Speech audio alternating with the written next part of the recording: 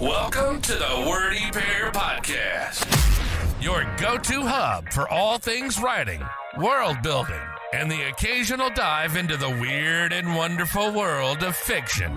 We're breaking down the barriers between you and your next great story. Whether you're a seasoned scribe or just scribbling your first sentences, we've got something for you. We'll be discussing everything from crafting compelling characters to dissecting the good, the bad, and the downright bizarre in the world of fiction.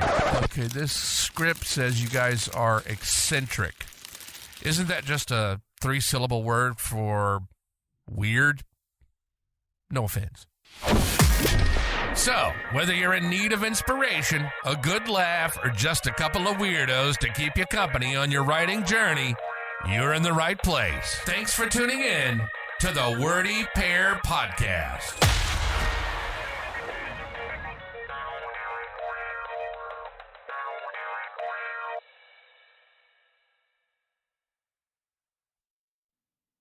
Hello and welcome to the Wordy Pair Podcast. Today we've got something for you that will be fun.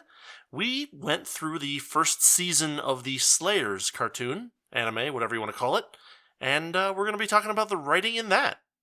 This was maybe 60 to 70% your idea, Justin, so why don't you give us a little backdrop? Well, I mean, we're not really going through the first season. We're going through everything up until a certain point. Unless Episode 13, that's one season in modern parlance.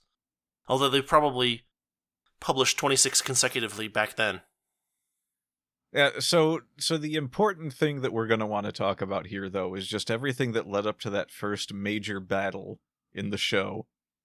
And we can pick up from there if you want to after that, but this was the part I wanted to cover, and I wanted to cover it for a very specific reason. Okay, go for it.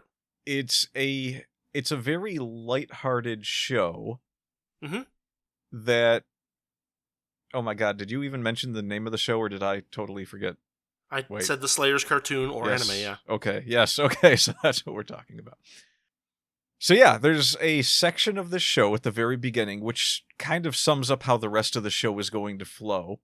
And it creates its own sort of formula for the following material. But the very first portion of it I always felt was the best part. And we can discuss it to compare it to other things that have had similar story styles. Okay. May or may not have done things better or worse. And I'm specifically thinking of the Record of Lodoss War here, but we can pull something from anywhere. I would say that Record of Lodoss War and Slayers are very different animals. It depends on how you look at it. Okay. So let's have a look at that right off the bat. If you look at the Record of Lodoss Wars, it's pretty stock fantasy. I mean, I'm pretty sure that show came out of like Ryo Mizuno it came out of a Dungeons and Dragons campaign, yeah. Yeah, so it's very like kind of high fantasy-ish, elves, dwarves, and D&D races, and yes, lots of wars and battles happening between various factions. Some major stakes that get raised towards the middle of the story that people become aware of. Usual stock fantasy adventuring stuff. Yeah. In that sense, the original, basically all of the Slayers, while not necessarily as high fantasy, because it doesn't take itself quite as seriously. Yeah. Well, I mean, it depends on... So the definition of high fantasy is... The high is the amount of magic in it. In that sense, Slayers is even a higher fantasy than Record of Lodoss Wars, simply because there's a lot more magic getting thrown around in flashy ways. It's less elevated in tone than Lodoss Wars, but that's because it's a comedy and not an adventure story. That's partly true. Yeah. So this is the point that I want to be at pains to make about this. The Slayers is overwhelmingly drawn out as a comedy and as a bit more lighthearted than most of the things that you will watch in terms of fantasy. However, it has these moments, especially in this first part of the story, where even in the midst of all the comedy, something will happen that's completely serious. And Uh-huh. some higher stakes will appear. And the great thing about the way that the Slayers does this is that it's characters being goofy and occasionally fighting monsters and warding off enemies. And then out of nowhere, it's like, oh, the entire world might end, by the way.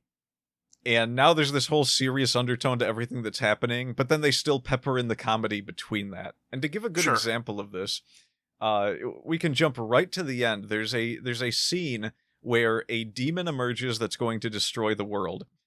And our hero, Lena Inverse, the Sorceress Supreme herself, is sitting at a table with her companions that are going to try and fight this demon.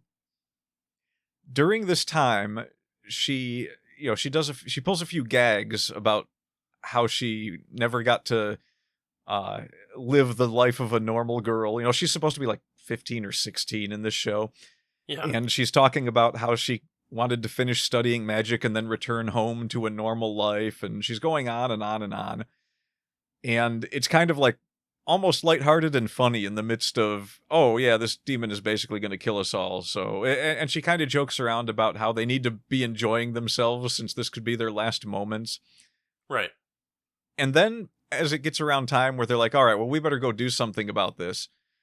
She kind of says something that leads the other two characters to believe that, she doesn't want any part of it. She's going to go and, she's going to go off in her own direction, and, she knows that they can't beat the enemy, so she's just out of there.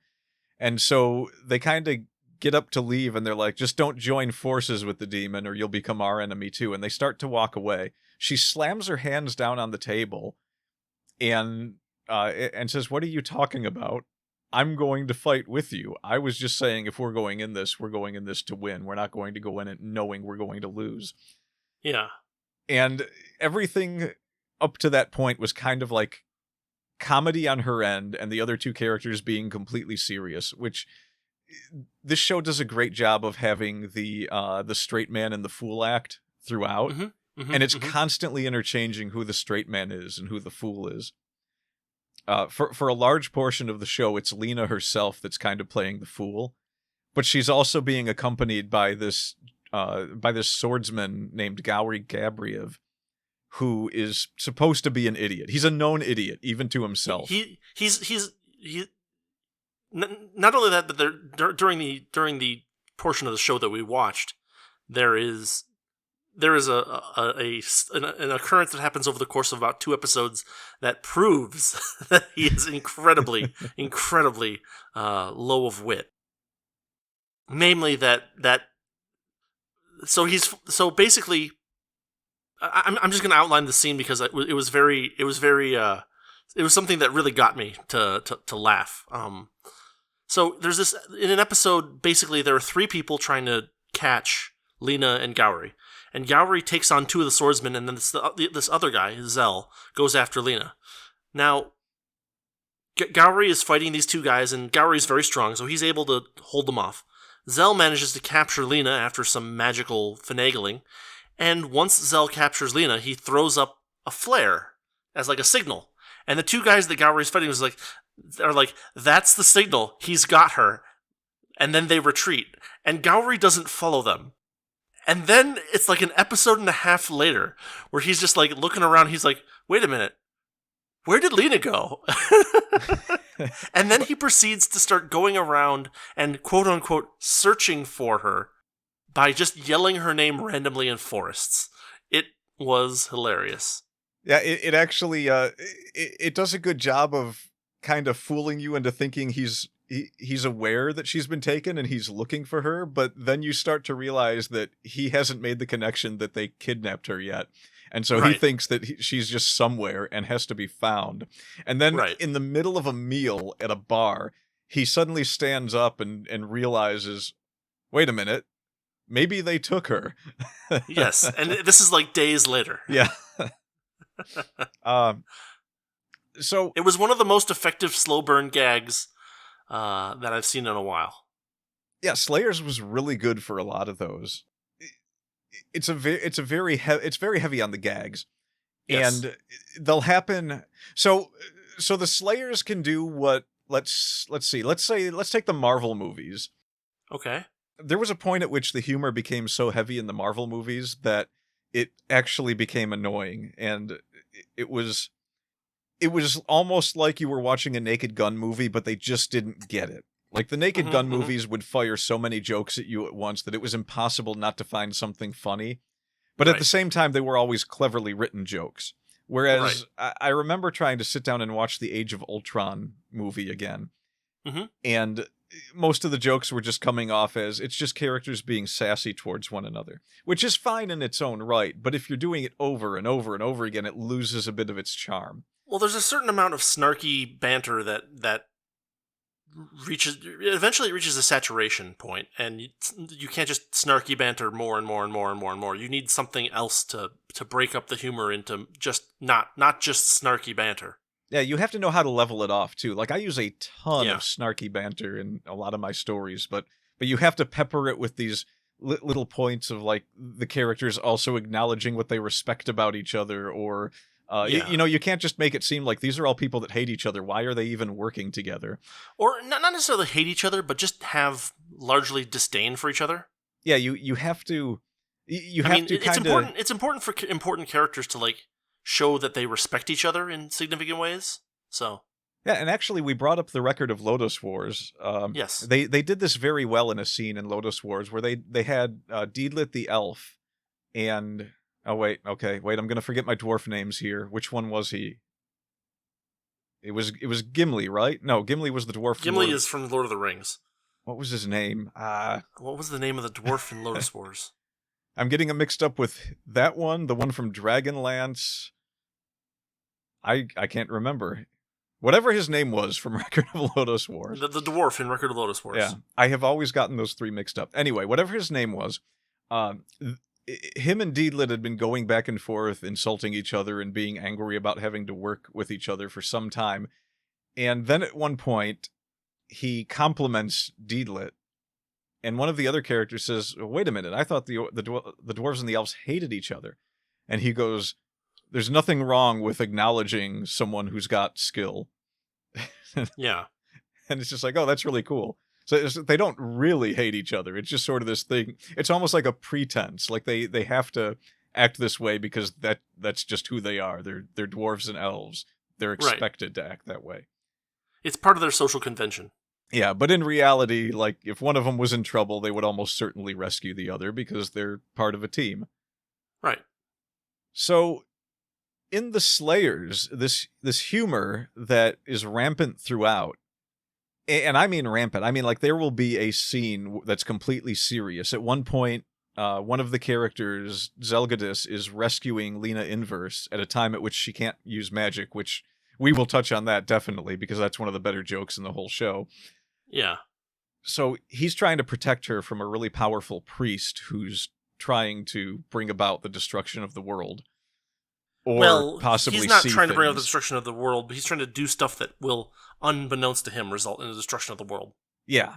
So he basically, Zelgadis basically grabs Lena by the scruff, hurls her through the air, and assumingly uses some kind of magic as a speed boost to run after her, which, power levels in this show fluctuate all over the place. I don't know why he can just hurl Lena Inverse for like half a mile, but he does, and he just runs after her, runs past the priest, catches her. But before he does, he actually throws her far enough that she hits a tree face first with her arms wrapped around it.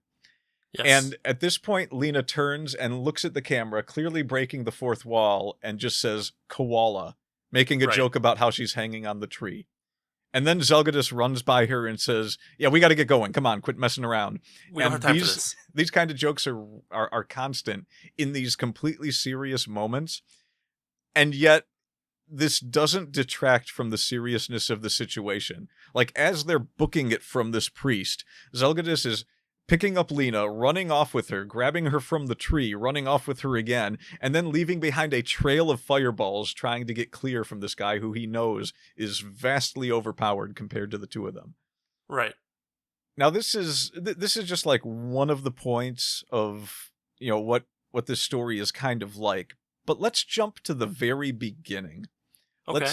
We'll skip past the title sequence and the cool little opening lines that Lena has, and we'll go right to the first episode, the opening of the story. Now, do you want to touch on any of this, or should I take it? Well, there is one point that I want to make where I'll let you do the intro. Sure, go ahead. Okay, so there's these bandits. This is how the story opens. You got these bandits. You have a brief glimpse of this bandit lair that has a gigantic dragon shackled in a prison in the side of a mountain. And these bandits are just yucking it up. They're celebrating. They've got a hoard of new treasure, and not too much really going on, but a bit of bandit partying. Sure. And all of a sudden, boom! Explosions, fire everywhere, and a silhouette of a small figure appears. And the bandit leader looks through and he sees, and it's like, oh, there's someone here. Who is this? And Lena Inverse appears, name drops herself, and the bandit leader is like, wait a minute, Lena, the bandit killer? And apparently she's this really, really famous sorceress in this world who goes around killing bandits and scaring dragons, which is another one of the running gags in the show. Yes. They call her the Bandit Killer, and the Dragon Spooker is the subtitle name that she had, but it was actually something a bit different in Japanese because they were using a shortened term. And when the bandit... she corners the bandit at one point and is angry at him about this nickname, and he tells her it's short for one who dragons will step around because they're so spooked by her or something like that. Right. And, of course, every time someone makes fun of Lena in these ways, she gets a little upset and maybe goes a little overboard with the violence. So she clears out an entire encampment of bandits, grabs a little bit of treasure, and runs off. Just a couple sacks. So there's a funny thing going on here because it's a show that is, generally speaking, appropriate for kids to watch, kind of a Saturday morning cartoon with a little bit more violence. There's a lot of violence where you don't know for sure whether the person who has been incinerated by the fireball is actually dead or not. Yeah, it's very Looney Tunes in a lot of ways. There is some of that, right? She drops a fireball in the middle of all these bandits, and a bunch of them get hit by the fireball, but they're not dead. A bunch of them kind of get charred, but you can see that they're still twitching, kind of thing. Yeah. There's the one guy who gets fried to the point where he has to bandage himself up, but other than that, he's quote unquote okay. But then she throws a fireball at the bandit boss, and you see him get incinerated in a similar way to the rest of the bandits, and you're like, oh, I'm sure he's okay, but it turns out no, he's not okay. He's dead, and this creates the conflict for the first 2 episodes of the show. Yeah, she fries the bandit leader, and then she takes off with a bit of their treasure, which is... To be clear, there's no acknowledgement that he's dead. Not at that point. He gets the cartoon fried with the big bug eyes, and then she goes away. But then later events tell us that he is in fact dead. Yeah, so she's traipsing off with this treasure, which is kind of Lena Inverse's thing. She hunts down bandits and collects treasure, and that's how she justifies her violence towards other people, is that she's clearing bandits out that are doing very bad things to villages, and at the same time enriching herself. So that's her shtick. That's what she does. So she's, wandering away with her treasure, and some of the bandits are, they're fine, so they're coming after her.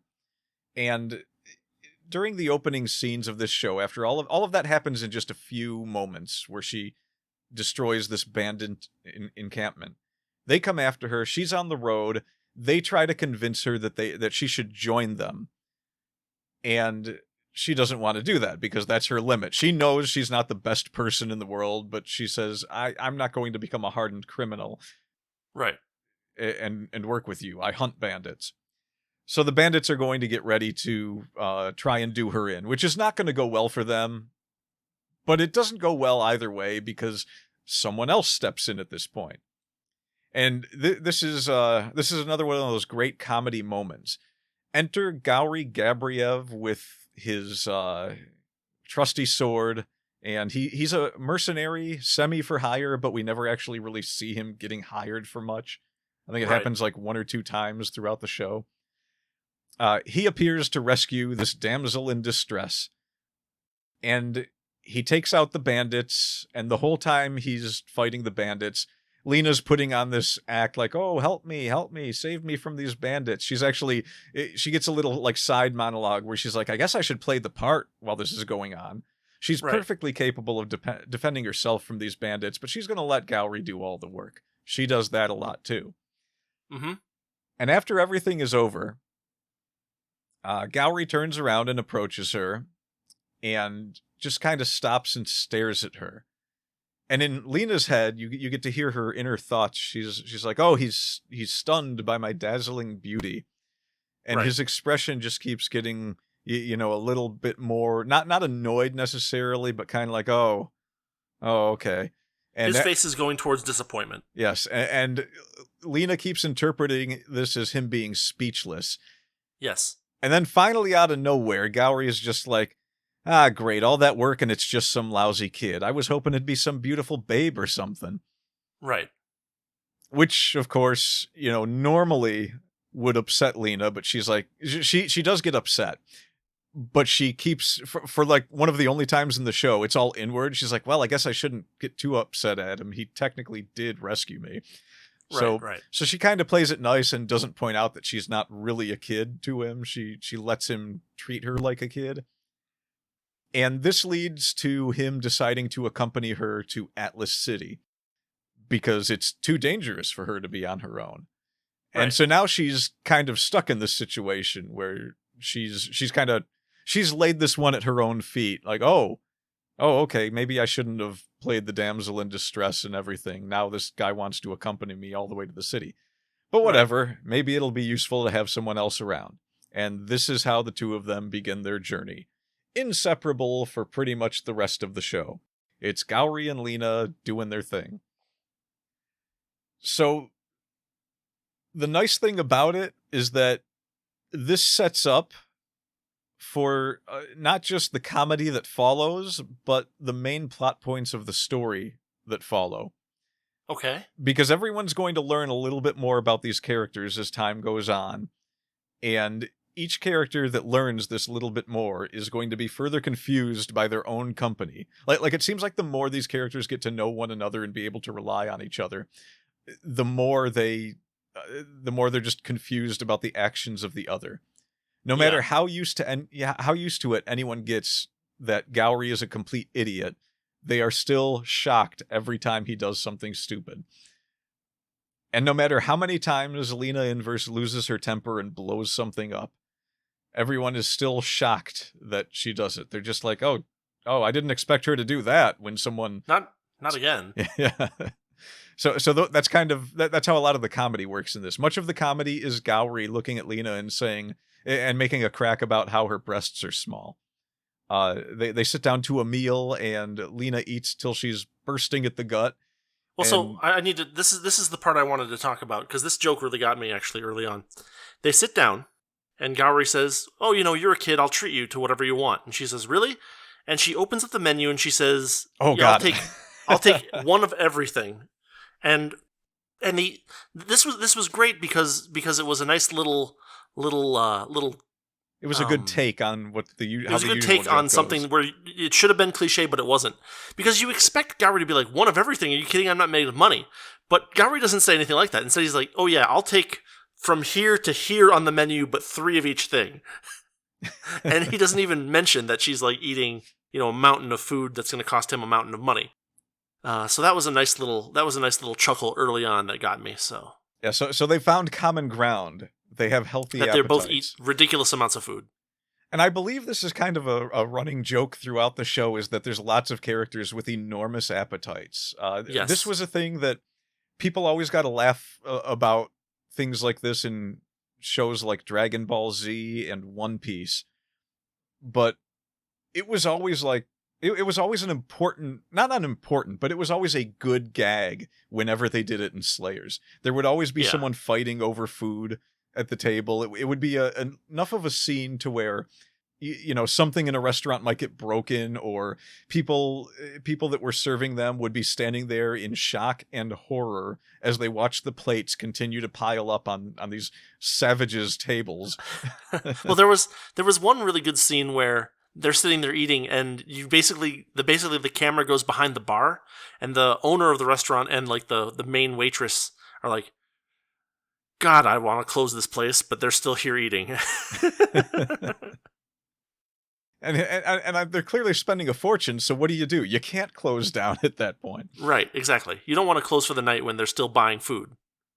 And I think another one of the really good jokes was, they had just started eating. Their table was covered with plates of food, and they had just started eating. There were 30 different things to choose from. And somehow, at the very beginning of this meal, Lena and Gowry both locked eyes on a piece of meat that was at the center of the table at the exact same time. And then they looked at each other, and they both darted forward with knife and fork, stabbing the meat and trying to pull it away from the other, and started fighting over it for Yes. just a few seconds in a scene, and then it cut away to something else.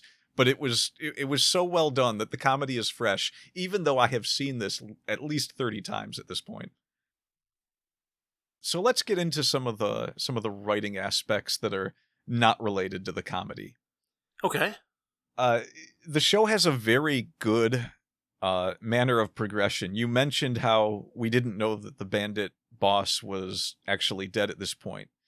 Right. During Lena and Gowry's meal, the mayor of the city that they have stopped at shows up, and he's making an offer to Lena, recognizing her as a powerful sorceress, and saying that they need some bandits cleared out. And she says, "Oh, I already took care of the bandits. No big deal." And he gets really happy about this, really excited. And he's like, "Oh, you took out the bandits and their dragon. That's great." And he runs out to tell everyone. Right. And she's like, I didn't say anything about a dragon. I didn't see any dragon there. And Gowry's like, did you take out a dragon? She's like, no, I didn't take out any dragon.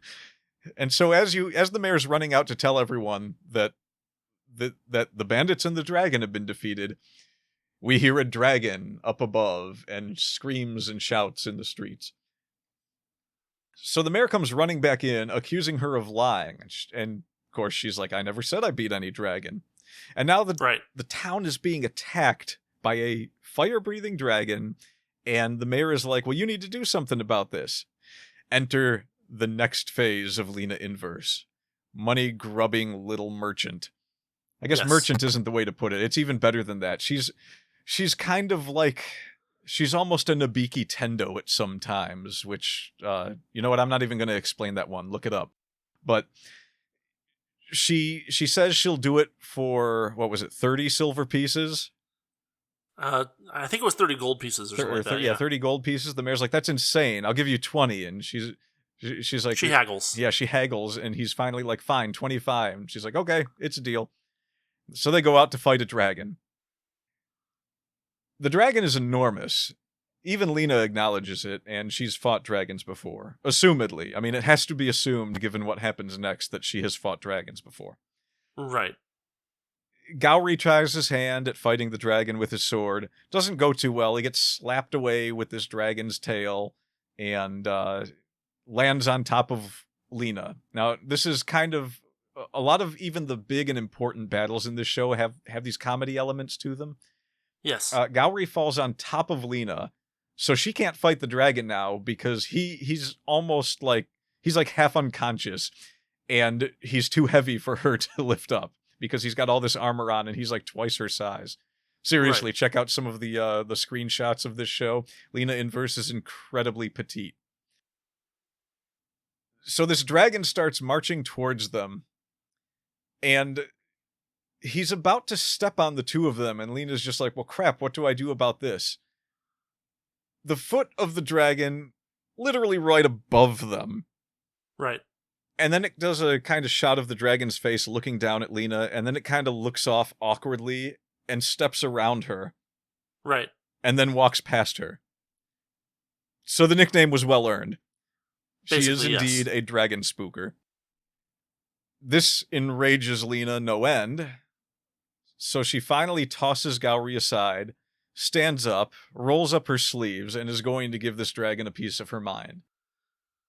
And by piece of her mind, I mean she's going to cast the most powerful spell in all of black magic to utterly annihilate this dragon. In fact, the name of the spell is the Dragon Slave, which, as they joke about in the show, is the evolution of the name that started as Dragon Slayer, but kind of got corrupted over Shortened time. Down. Yeah. So her best magic spell is called the Dragon Slave. And it is supposed to be the most powerful spell in all of black magic. So it works. They in fact say that multiple times. Yeah, it works wonders against dragons. Not a problem. You got this giant dragon destroying a town. Obviously, the thing you want to do is set off a nuke in the heart of town. And that makes sense. This is pretty much what happens. Dragon defeated. Lena stands up to collect her reward from the mayor. And the entire town surrounds her and Gowry with pitchforks and torches, ready to tear them to pieces because she has destroyed the village. And not just destroyed like, there's a big mess now. Like, they show an image of a crater with destroyed houses littering the outside ring of the crater, meaning like dead center of this town. She just destroyed everything. Yeah, it's one of those times where like you would have expected a bunch of people to be dead, but it appears that like everybody made it, but they're just covered in soot. Yeah, it's in order to facilitate the comedy, basically no one was really hurt, but their homes were destroyed, and the image that they show of their homes being destroyed implies that if this was a more serious show, most of these people would have been dead. Right. But they're fine, they're just enraged that their town is destroyed, so they chase Gowry and Lena out of town. This is the opening gambit for the entire show. Everything that happened from her destroying the bandits to her fighting this dragon and destroying the town, that's episode 1. It's a wild ride of both comedy and raising stakes from there on out. And again, this is something that everything that happened in this one episode sets up for everything that happens for the rest of the show. So we won't do it episode by episode, because far be it for me to remember the tiny details of everything. But what happens next is the direct result of Lena invading that bandit encampment in the beginning. She had taken 2 pieces of treasure. One was a cursed knife, and another was an Orihhalcon statue. Right. Well, she took a bunch of treasure. She has a big pile of rubies and a big pile of coins as well. Yeah, she took a bunch of treasure. Those get spent pretty quickly, but yeah. But the important ones were this knife and this statue. Right. There's something. Well, there's actually kind of a cool little point in the second episode where she has all these rubies and they're flawed rubies, and so she basically finds like an abandoned like building and she sits down all of her stuff and they have a scene of her doing a bunch of magic to turn these flawed rubies into useful magical items like amulets of protection and stuff. So it's kind of a nice little bit of world building that shows that Lena is actually intelligent and uses her magic not just to blow things up, but also to maximize the value of treasure that she finds. That there's more than just like casting fireball in the world. That there's special items that you can make and things like that. It's just a nice little bit of world building there. I'm actually glad you brought that up because it's one of the things that I also really like about this show. There's a lot of things that I have watched in my life or read in my life where it's just like, there's magic in this. Why isn't anyone using magic to do anything? And it's a little annoying. I mean, in all seriousness, one of the big reasons that The Slayers was my favorite anime for the longest time, only to ultimately be beaten by Higurashi. The Slayers did things with the characters' abilities constantly, and some of it was just them rehashing a lot of the spells, sure, but every once in a while they would do something like Lena Inverse would go fishing and she would use magic to enhance the bait on her fishing hook so that she could catch lots of fish. There's a lot of, especially superhero shows. When I was a kid, they didn't have the ability to do a lot of the special effects that they can now. Yeah. Although I would argue that even now this is a problem. But a lot of superhero shows when I was growing up, you had these characters that had superpowers, never did anything with them. They didn't have the budget to do anything spectacular with with a lot of the older hero shows. They tried to in some cases, like the really, really old 1990s Flash television series. They used a lot of camera tricks to try and give the illusion of the Flash being really fast. Might have looked corny these days. It was fine at the time because we knew that was the extent of what they could do. Sure. But the Slayers would constantly be using magic for things. You know, they fought trolls, and Lena would come up with a clever spell that would help them get past the trolls' healing abilities. I mentioned the fishing thing. There's a scene the where... light spell. She uses the light spell for multiple different things. Yeah, There's a spell to help breathe underwater. There's all kinds of cool, practical uses of magic in the show. Yes, and some of the characters are just not aware of the best use of these spells at times.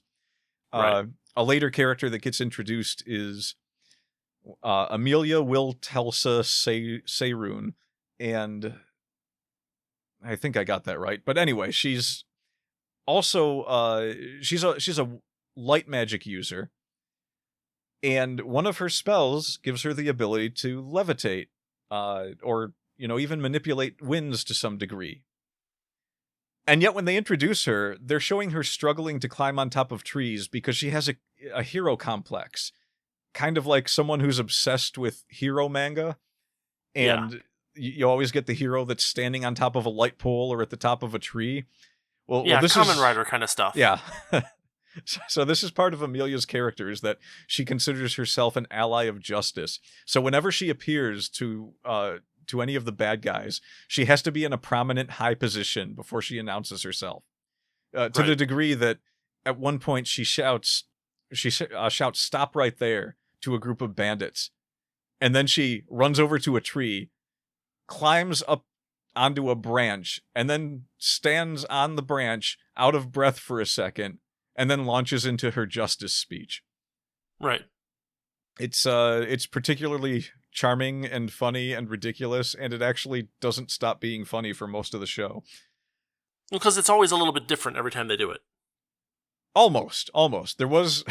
So there's these little variations that... I don't think that the books that this show was based off of used quite the same gags as the show did. Sure. I think some liberties were taken, but they were able to do really clever stuff in that regard. At one point, when Amelia first appears, she's going to fight these bandits. She's on top of a tree, and she's going to leap down, and strike a hero pose on landing. But she lands face first, right. and then falls flat. And Gowry's there, and he kind of pokes her with a stick. And then she jumps up and does several backflips to try and land on her feet and strike a new pose, but she trips over a stone. They repeat all of that exactly later on in the episode. Yes. Where she falls face first, Gowry pokes her, she jumps up, does 3 backflips, trips on a stone, only this time her father is there, and he catches her, and she sort of just turns, throws him a victory sign, and says, "Thanks, Dad," and then she launches into her speech again. So they were always messing around with the formulas that they had created. The episodes going forward from that second episode, jumping back to the whole setup for everything going on, we can skip past the meaning behind a lot of the jokes here out. We can mention like the formulaicness of some of them, but the show itself, really cleverly written in a very progressive manner. So you have these items that Lena's stolen from these bandits, and just by coincidence, she stole an item that someone was looking for. And one of the people that was looking for this item was actually in the bandit camp and had infiltrated them so that he could get a hold of this. He was about to get a hold of it. He was the person that you mentioned that was fried to the point of having to be bandaged up. So this, from head to toe. Yeah. Making him look like a mummy. Yes, he looks like a mummy. He's also wearing sorcerer garb, just kind of like Lena inverse. So it's obvious that, it's almost like they're setting him up to be a good enemy for Lena, which is very misleading because they imply very early on that Lena outranks him in power by a very... significantly. Yeah, very significantly. So he's chasing after her with an army of trolls, or at least a little band of trolls. Right. He wants to get one of the items. We don't know if it's the knife or the statue yet that they want back. Well, this scene I actually really liked because basically it's him and Zelgadis, right? Yeah. And they visit her and they're like, okay, look, we're not going to attack you. We're willing to buy this from you. And she's like, okay, well, which one do you want? And they're like, well, hold on. I'm not going to tell you which one I want. What I want for you is to tell me asking prices for both of these items, and then I'll tell you, and then we'll go from there. Because, if I tell you which one I want, you can jack up the price on that one particularly, which I thought was kind of clever and it's a little bit of, it's like that one extra step of thinking in the writing that you didn't need to do for a what effectively is a kid's cartoon, but they went to the trouble, and it was nice to see. Yeah, and of course that's not going to defeat the shrewdness of Lena Inverse, who immediately charges an insane amount for both of them because she's not playing that game. Yeah, she puts them at 100 times their market value or something like that. Yeah, so they ultimately don't reveal what it is they want, but they decide that they're going to come after it, and they give her a warning that they'll be coming for her, and then they take off. Yeah. And so, of course, they get attacked later on. The whole business with this was after the first time Lena had to fight the trolls, and she used that little trick to defeat them. This carries on for a couple of episodes where they keep sending more and more people after Lena and Gowry, trying to get this statue away. They bring in two other comrades. After facing off with Gowry Gabriev and seeing that he's a competent mercenary, they're going to bring in a werewolf named Dilgir and a warrior named Rodimus, not the Transformer. Right. No. So these two are both going to fight Gowry at the same time. This is the scene where Gowry gets separated from Lena because he's busy duking it out with these two. Before we get to that, there's actually some interesting stuff going on before that, because there's a scene where they're at an inn. They're worried that these guys are going to come after them, and basically, they get attacked in their room, in Lena's room, and a bunch of trolls and stuff. But then all of a sudden, everything falls asleep, and they have their first meeting with Rezo the Red Priest here. And this is interesting because, number one, the opening animation shows them fighting him. Yeah. So it's not really like, there's not really anything it's already been spoiled. And so you'd think that what they would do is they would try to make him sound like a good guy. And they do a little bit for like a minute.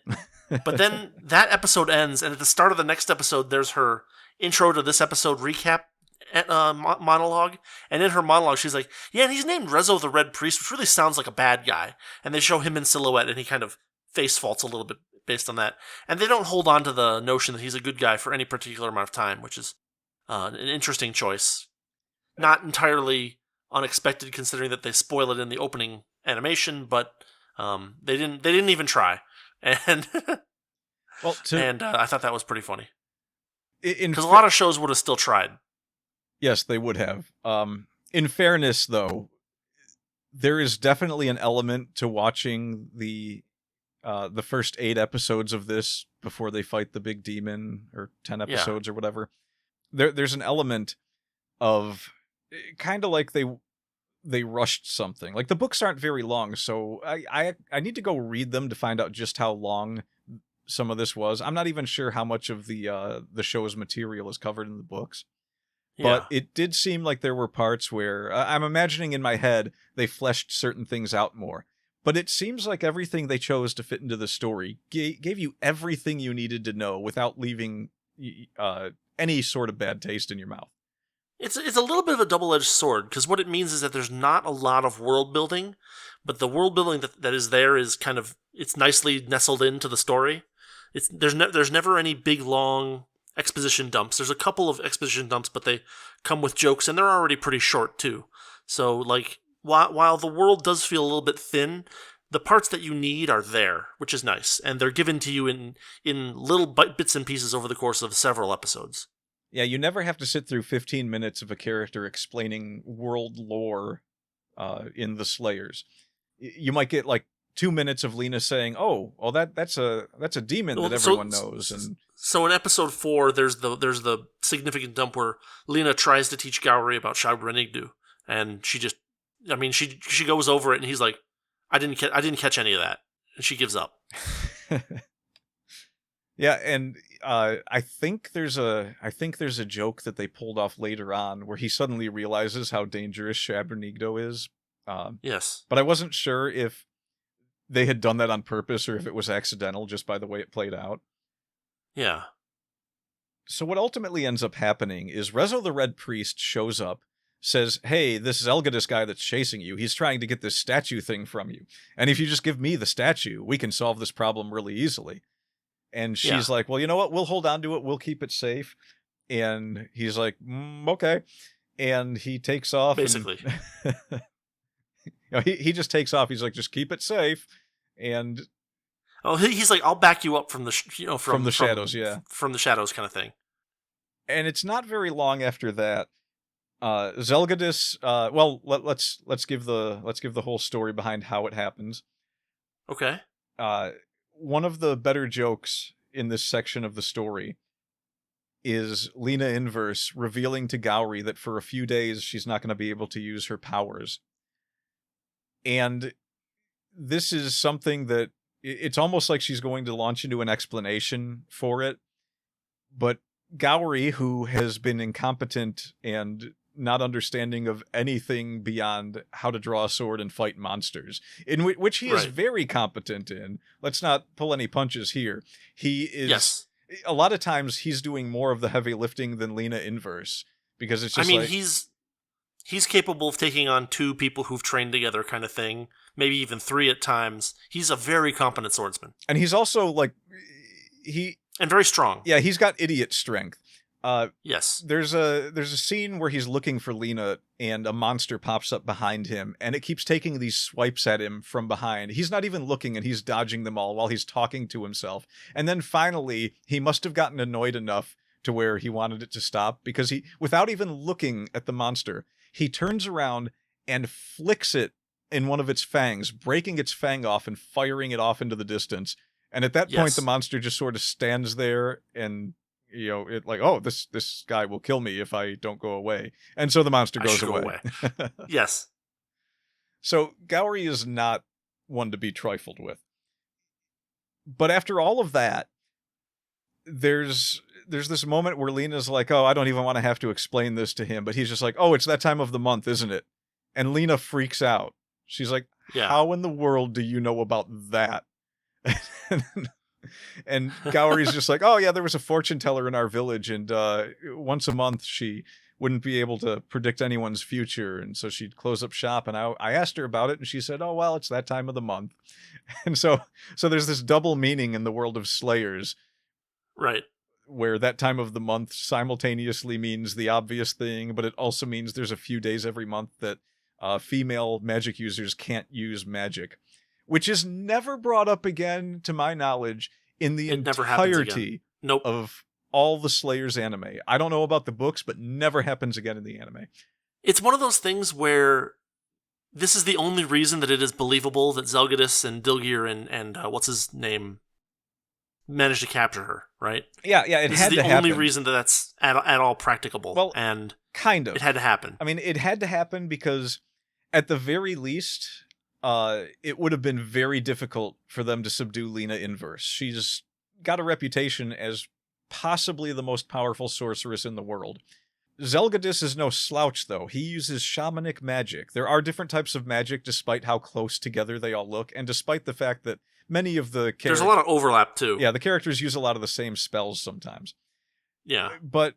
well, it's not just that, but like they have this discussion where like, oh, well, light magic is for healing and exorcism, but then you have Amelia throwing fireballs around as well. So. Yeah, they do that a lot. And then I think there's all sorts of cool little spells. I mean, this is Japanese stuff where they like to shout out the names of attacks, and they like to reuse animation, so they'll have the same types of. Well, so the funny thing is that there's really only like, I'm going to say 3 or 4 spells that get reused again and again and again until the actual fight, circa episode 10, where they're trying to fight Shabranigdu, right? Yeah, then and then you get then for some reason they break. Well, not I mean for a good reason, because they explain why they break out a bunch of different spells that have new animations and stuff like that. Because basically they're trying to figure out, okay, this doesn't work and this doesn't work. Is there anything in our arsenal that might work? So let's try everything we got. And that was kind of cool to see. Like they unveiled like 6 or 7 new spells in one episode. I mean, I guess it kind of counts as a lore dump, because in the space of a couple of minutes, they name drop several spells and what their effects are and whether or not they'll actually work against this demon. Yeah. But they do it mostly visually, because they don't like say, this spell will do this. They just yell the name and then something happens, and there's maybe a little bit of dialogue to explain what happens. There's that one spell where I guess it was lava, but it looks like mud. And so I was like, oh, it's a mud spell. And it's like, no, it's lava. I'm like, oh, that's lava? Okay. Yeah. There's a lot of, I mean, all the spells are pretty interesting just from a, yeah, these are things that are regular in this world kind of perspective. Right. It's one of the better shows for just like, people are flinging magic spells about. You get to actually see a lot of the magic. A lot of shows like to try and get away with maybe a flash of light here or something there, but you get to see the fireballs. You get to see the ice lances. You get to see Lena Inverse draw an ice bow or a fire bow to do flare arrow. Right. There's a little bit of inconsistency sometimes. Like I think at one point she's using a bow to do an ice arrow. I think it's, what was it? Elmechia Lance or something was the name of the spell. But another time she's just throwing it like a spear. So a little bit of inconsistency every once in a while. But it's one of those things where it doesn't matter that much. The show is a little bit low budget, I would say, for most of it. Yeah. A lot of still shots, a lot of inner monologue. A lot of very basic looking NPCs. Yeah. A lot of simple backgrounds. You can see the overlays of the characters very clearly on modern equipment. Yeah. But it all looks fun. And yes, that's a good trick for when if you're going a lower budget route, and actually this was probably not that low budget for the time, but no, it was decent, but like there were still quite a few shortcuts taken in the animation. You can tell. Yeah, you can see a lot of scenes where the faces are simplified, and there's the occasional. They did that in Record of Lodoss War too. Oh yeah, there was right? lots of still shots in Record of Lodoss War. I have the Blu-ray copy of Record of Lodoss War that they upscaled to 1080p, and there's that first episode, or maybe the second episode, where there's that group of where you just get the view of the townspeople, and they are wow. Well, there's also the they had Bob the intern draw all of them. There's also the fight between the giant dragons at the end of it, which was like almost entirely still shots of the dragons. There was no animation. Well, they do that a lot. They do that a lot with Shabernigdu in this one as well. Yeah, he is. When they have something really big to draw, it's a lot of still frames. He occasionally has mouth movement or hand movement, but he is pretty much an action figure standing there that they're just talking to. Yes, just a gigantic statue that they're all addressing, and it's one of those moments where, you can criticize the quality of it, but this is the level of suspension of disbelief you need for this kind of show, because this show is simultaneously trying to give you a feeling of, it's trying to make you laugh, it's trying to be cute, it's also trying to give you a sense of adventure, because the adventure is pretty good in this show, and the stakes are incredibly high. And they don't get progressively higher. Like they have end of the world is like, it just happens again and again kind of thing. Yeah. It becomes the formula for the show. That's why I wanted to do just these episodes, because the entirety of the show is them repeating what happens in these first episodes leading up to the battle with Shabernigdo. Starts out pretty innocent. Things start to escalate. Then there's this big curve of escalation where it's world-ending possibilities, and they have to pull a trick out of the bag to save the world. Right. So they're being hunted by these characters. Lena Inverse has to go up against Zelgadis, and Zel is possibly on her level in his form of magic. Yes. He knows the best spells in shaman magic, which doesn't even get revealed to Lena right away. It's a surprise to her when she finds out that he actually tried using it against the demon. Right. But just in order for it to work properly, I guess they kind of had to, like you said, almost make up the whole time of the month thing. Yeah. Because it would have been a much tougher battle for Zelgadis to subdue Lena in verse if she had the ability to use her magic. Like, how would they even have bound her in any way? Correct. Which does happen in another episode in kind of a funny way, but they do capture her. And this is one of those moments in the show where it would normally be pretty dark in a lot of modern anime, even some of the comedies. But this show really loves its comedy, and it doesn't want you to walk away without a smile on your face. They have Lena bound hand and wrist and a rope suspending her in the air, so just like she's on her tippy toes, standing on the ground. All her wrists are bound together. And you've got the wizard that was at the bandit camp that got burned by her, has her at his mercy. And Zelgadis is trying to get information about where this statue is. She's left it with Gowry, obviously. Yeah. But he doesn't know that. He wants to know what she did with it. They're basically planning on torturing her to get answers. So Wizard Dude starts it off. I can't remember his name either for some reason. Let me begin with I somehow I forgot his name as well. Yeah, I That's just very strange. watched it yesterday. I just watched it the other day, yeah. Anyway. Yeah. So Zell gets fed up trying to get information out of her, and he tells her, do whatever well, I think you're skipping, right? Because they have her, and there's a bunch of back and forth where, like, at first they're like, okay, well, we're gonna, just tell us where it is, and this all go away, and so she does some stuff like, she kind of there's some back and forth banter. There's a really good gag where she basically starts to like say something, but then she kind of trails off and gets really quiet, and they're like, what? And then she just says something else, and she's getting really quiet, and like they like get up right in her face, like they're like, why are you doing this? And then she yells at them, kind of thing. She is not defeated, to say the least. She is very happy to still kind of fight back in whatever way that she can, even in this kind of dire situation. Yeah. And thankfully, none of these guys are actually that bloodthirsty. So, she's not in too much physical danger. There's a great little scene where finally they get tired of her kind of playing with them, and the magician guy is like, no, I know how to deal with this, and he basically just starts insulting her to her face. It's just it's a string of gags from start to finish. Yes. She won't give the information to Zell. Now, Zell is a very serious character in this show. He doesn't have too many of his own comedy moments until further along in the show, when he's more acclimated to the group.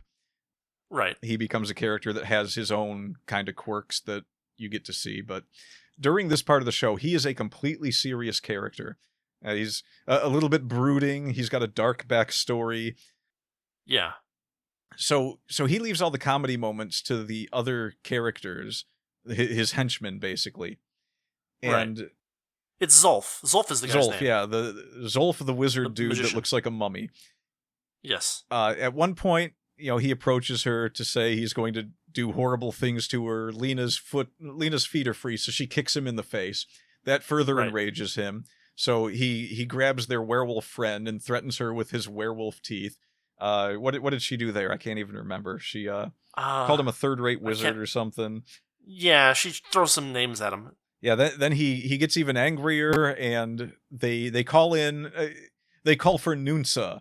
And you hear this deep growling voice. They're telling her, now you're in trouble. We're going to call in someone who will really get the job done. You hear this big echo throughout the chambers, this monster saying, oh, is it my turn now? And these gigantic doors open up, and Lena turns around with this look of fright on her face, and in steps this creature that's actually just about as tall as Lena, and it's a fish with cartoony arms and legs. Yes. And it just waddles up to her, and she starts screaming her head off, telling it to get away. She is freaked out by this fish man. Yes. And her captors tell Nunsa to give her a big kiss. That's what they're going to torture her with. So it's not just her side that is a string of gags. The bad guys are doing this too. Yes. And this joke culminates with Nunsa basically putting Lena's entire head in her mouth.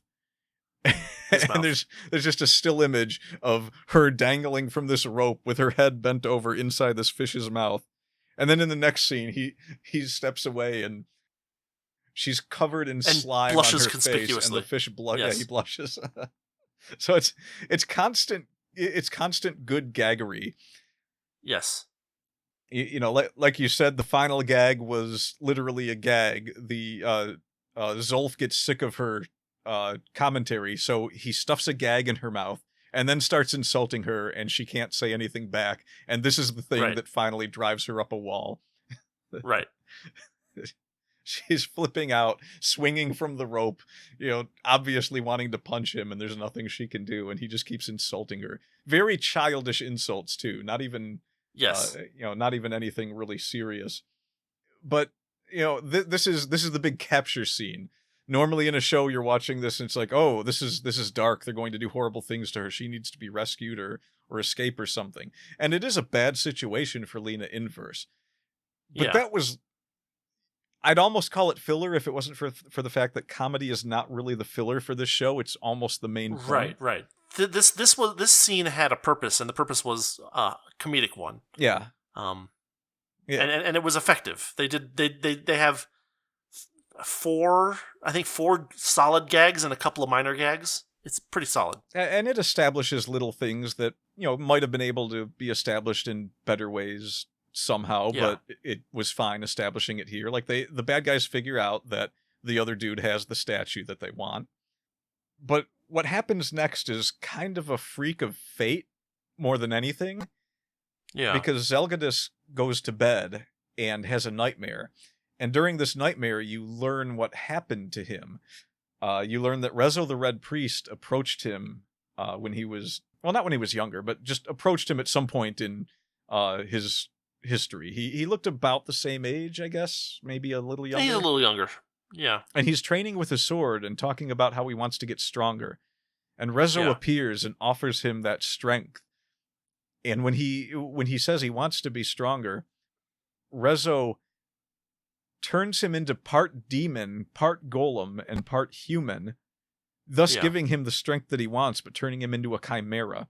So Zelgadis is actually, he was born a human, but when he first appears, he's got like this rocky skin on him. And so even Gowry can't really do much to him with his sword, because swords won't cut through Zelgadis' skin. Right. He's also got more powerful magic because of the demon part inside of him. So he basically is a monster on a bit lower level of the monster scale. They show some monsters later on, and they explain that magic doesn't really work effectively against monsters, and they're... Well, so the word, in the subtitles at least, the word monster with a capital M is used to describe a specific race of semi-immortal creatures that are largely immune to physical and magical damage.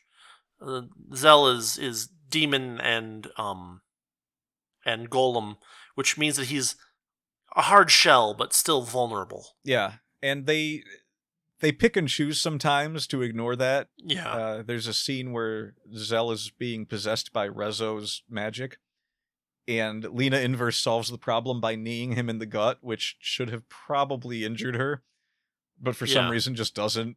You know, it's one of them things where it's like, well, it's a hand wave of the problem that maybe there was a better way to do it, but it wasn't a very important part of the story, because they show a scene of Rezo running and says, just hold them off for a little while so I can do this. So really the entire purpose of him being there, being possessed, was just to give Rezo a few seconds. Rezo some time. There's a very funny scene where they actually get up to the top of Rezo's tower, and there's this weird thing going on where, like, the tower is like this busted up, you know, ancient, like, kind of broken down place. But then Rezo seems to have some kind of a illusion ability that turns it into like a vampire mansion kind of aesthetic kind of place. And there's this one scene where, like, they walk into this room and there's a table, and the table's just covered in like 20 candelabras. Yeah. And nothing else. It's a very fancy table.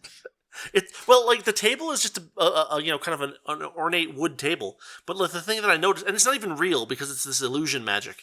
But the thing that I noticed was just all these candles on the table and nothing else. I'm like, and like they walk in, and I was imagining them like looking at the table and be like looking at Rezo, and he's like, "What? I like candles." It's just one of them things like, Rezo, why did you think... It's a hidden gag that didn't get used, but it could have been. Why did you think we needed this table? Yeah. I think, didn't he even invite them to sit down at the table with him? I think so. So it had yeah. some physical presence, too. Unless... Yeah, that was a little bit unclear throughout that episode, but whatever. Unless it was... unless Rezo just has that kind of sense of humor where he was just going to see if they would all sit down and fall through the illusion, and then he'd laugh hysterically. Possibly. Like it's hard to picture his character doing that, but if he had done it, I feel like it would have been very funny. It would have, yeah. It's like, this is a complete breaking of everything we know about Rezo the Red Priest. He's got this really dumb sense of humor. Yeah. Yeah, so jumping back to Zell's brooding nightmare, this is where you find out why he actually has an issue with Rezo the Red Priest. He hates him, and the reason he's trying... Well, so there's a thing going on here, right, where basically Rezo said, oh, you want me to fix this? You don't like the power that I gave you? Well, then I can fix it. I can give you better power if you get me this thing. And that's kind of the reason why Zelgadis is allied with Rezo at first. But then basically it seems like he just kind of gets fed up with it. Or am I missing something? No, that's exactly how it goes down. He gets to a point where, and it's this exact moment where he's having this dream about what happened to him.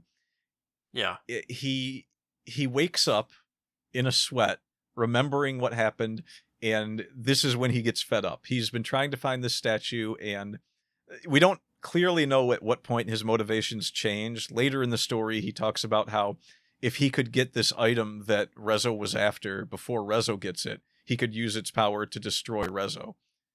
So yeah. He's on a death mission, basically. So he wakes up, sneaks down to where they're keeping Lena, and frees her, and is going to help her escape.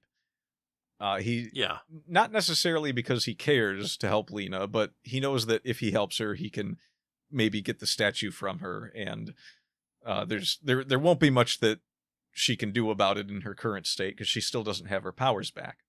But this pretty much turns Zelgadis into her bodyguard for the next episode or two. Right. They escape this their secret hideout, and almost immediately run into Rezo, where Rezo is going to kill Zell for turning on him, but Zell takes Lena hostage and says, "Well, you can't kill me because if you kill me, you'll kill her, and then she won't be able to tell you where the statue is." And they're kind of at a stalemate. This is actually the scene where he throws her into the tree and then runs off with her again. So this was actually a very serious moment where he's confronting this guy that did this horrible thing to him, and they're in a standoff where it looks like there's no move that anyone can really make. And then it just turns into a let's hurl Lena fest. Yeah. And it seems like with all of Rezo's power, he would have been able to do something about that, but they never really clearly define just how powerful he is, so we don't know for sure. It seems like the lesser characters, would be easy pickings for Rezo, but yeah, it's one of those things where they kind of reveal later on that initially Rezo is like this well-known priest that went around healing people's blindness and things like that, and then he kind of vanished for 10 years, and later on they reveal that over those 10 years. Where he was not helping anybody, what he was really doing was learning shamanic and dark magics in order to try to heal his own eyes, which never seemed to work. And he couldn't. And the major motivation of Rezo is to get his eyes fixed so he can see. And that links in with something that nobody knows is happening until it happens, basically. Yeah, his character, for as little as he appears in the actual story, is an incredibly well-developed character over very tiny pieces of information that you get about him. Yeah, very efficiently done. We can save talking about that until we get to what happens with Shabranigdo, but that's important stuff. And it's kind of sad how it all ended, and I don't mean here with him in this particular part of the story, but let's just say that at the very end of the entire Slayers anime run, Rezo makes an appearance again, and I have some issues with that. I think I want to bring them up later on, so I'm going to bring them up later on. But they escape Rezo, and now they're on the run, and they can't really get away from him because since Zell was created using Rezo's magic, Rezo can always kind of sniff him out. In fact, I think they use that term. They say that the monsters can pick up his magical scent or something because of all the stuff that was done to him. Right.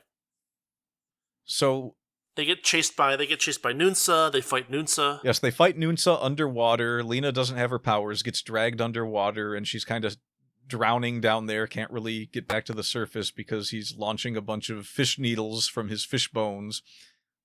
And whatever that is. She has to rely on Zell using some magic to create a bubble to sink into the water and come down and pick her up. At this point, it's everyone's turning on Zell because he's a traitor now, so Nunsa tries to attack him. I don't know why any of these characters that were working with Zell would try to attack him. They know how powerful he is. They know it's a futile effort. Nunsa just charges him head first, which didn't even work against an unpowered Lena, who just dodged out of the way and let him hit his head on a rock. Right. They step out of the bubble that Zell created, and Nunsa accidentally steps into the bubble, at which point, in one of Zell's few comedy moments, he just reaches up and casts a fireball into the bubble, frying him inside. Right. Which leads to one of the better gags in the story at this point. Uh-huh. The other baddies find their ally Nunsa, and they drag him back to home base, and he's this giant fried cooked piece of fish, and of course he's discovered by the animal monsters and the werewolf monster, who is lamenting his poor fallen comrade while also talking about how delicious he smells. Right. Rezo appears in a vision to... Well, so are you going to jump over that gag? No. I'm going to explain it because it's great. Rezo appears to the werewolf Dilgir and tells him that he wants him to hunt Zell down. There's a bunch of noise going on behind Dilgir at this point. He turns around. All the other animal monsters kind of have like puffed out cheeks, and they all turn away from him and look away or turn their backs. And he turns back to Rezo, who gives him the rest of his mission priorities. And there's this noise again, and Dilgir turns around again. Of course, the creatures got these puffed out cheeks again, and one of them's chewing. One of them has a knife and fork that he puts behind his back conspicuously, yes. And he turns back to Rezo, gets the rest of his briefing. Rezo goes away. Dilgir turns around, and he sees Nunsa lying there, a pile of bones picked clean.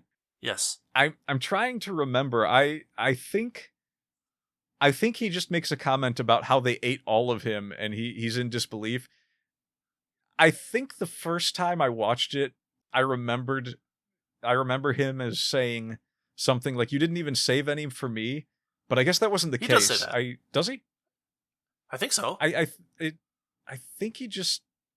I feel like I was looking for that, and he just said... I'm pretty sure it happens in the episode, but I guess I could be wrong. Oh, maybe. Because he definitely yells something after he sees the bones. Well, he yells, you guys ate all of him, is what he yells. Right. But I don't remember him saying anything else. You didn't leave any of them for me. Yeah, there is an implication, definitely, but... It's a good gag though. It's just like, oh, it's our fish comrade, and then they just eat him. The funny thing about it is that they carried him back to the castle, and he kind of has like the X's over his eyes thing, and you're almost like, well, maybe they'll just maybe he'll get back up and he'll be fine, and then he's just eaten summarily by characters that don't have names and never appear again. Yeah, we never see the animal monsters that are with Dilgir ever again. He's always after that he's always with an army of trolls or something. Right. Because the trolls, they had a bunch of drawings already done and animations already done, and they don't want to reanimate all these goat and like little goblin characters. So they're just there for that one gag, and it's very strange because it's like they carried him all this way. I mean, like, wouldn't they have just eaten him immediately? But I guess not. Well, they wanted to make sure that they cleared up the loose ends. They were like, here's the proof that he was eaten, or not eaten, killed, fried. The show kind of picks up its pace towards the culmination from here out. There's a couple of battles. A Dilgear shows up with his trolls and fights Zelgadis one more time. Yeah. They kind of duked it out once before, where there's kind of a fun fight in the middle of the city where they get separated and they have to kind of both do their thing. Well, there was that other fight where it was a sword fight between Zell and Dilgear, where Dilgear calls him out and says, "Well, I don't think you could beat me without your petty shamanic tricks." And so Zell decides to fight him one-on-one in sword combat. Kind of a meaningless battle, but it was kind of neat. They were both, complementing each other's abilities. At one point, Zell gets a strike on Dilgear, cuts his shoulder, but then he's reminded that he's part werewolf and part troll, so he has a troll's healing, so he can't really take him out that way. And then, but then he also can't take out Zell because Zell's skin is too hard to be cut by his sword. Yeah, he gets a perfect slash right across Zell's abdomen, but it just tears up his sword. Which again, how did Lena knee him in the gut? Whatever. I don't know. It's the difference between slashing and blunt damage. Yeah, all in all, a lot of fun short battles in the show, and during another fight that they're having, they're having their rematch battle. This time, there's an army of trolls that Zell has, or an army of various monsters that Zell has to fight them and the werewolf, and Lena gets separated. She's off, and she's fighting this other monster that Rezo sent as an assassin. And this one's the capital M monster. Yes, the capital M. Yeah. He's the big baddie. He's got complete inability to be destroyed or hurt by magic. Blows right through any of Lena's spells. She can't really do much to him. Can't attack him with a sword. It doesn't do anything to his body. And he's got all these tricks up his sleeve. He can use magic. He's got extendable claws that he's swiping at her. Big problem for her. And it's kind of great because she's the hero of the story. But there are lots of times in this story where you get these damsel in distress moments. She falls on her back, and it's looking pretty bad for Lena at this point. And she still doesn't have... Or no, she does have her powers back at this point, but she can't use them against this creature. So she finally gets her powers back. She tries a couple of different spells, and they just aren't effective. Yeah, it doesn't help her much at all. And then Gowry Gabriev just happens upon them at this exact moment. Very fortuitous. And I know that the current thing is to point out a lot of these flaws in a lot of shows. I have always looked at it like this.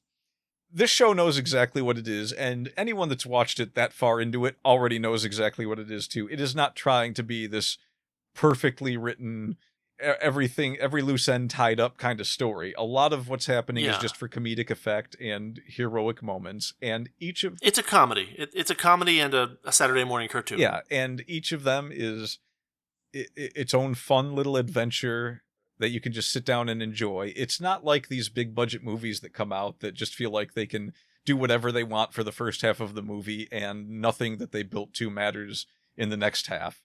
And they can just say, oh yeah, well, this works because of this. And then it's like, because you're invested in that 90 minutes to 2 hours where it's like, I want to see how all these things interconnect. I want to know what the point of everything is. What's everyone's interrelation? Where is this going? Why does anything that's happening matter? And that's the funny thing about it, because usually that's the thing people have a problem with, is all of these things that happened in this movie seem not to have mattered. But in the Slayers, where there's these clear things that happen that are complete coincidences, even then we have a sense that Gowry has been actively searching for Lena and probably is in the general vicinity of where they are, because everyone's traveling on foot. And it's been several days. We get cuts to him, basically, they're very funny, where he's just like walking down the forest and yelling her name, as if that's going to solve the problem. Especially since he realized that she was captured. And so, like, that doesn't...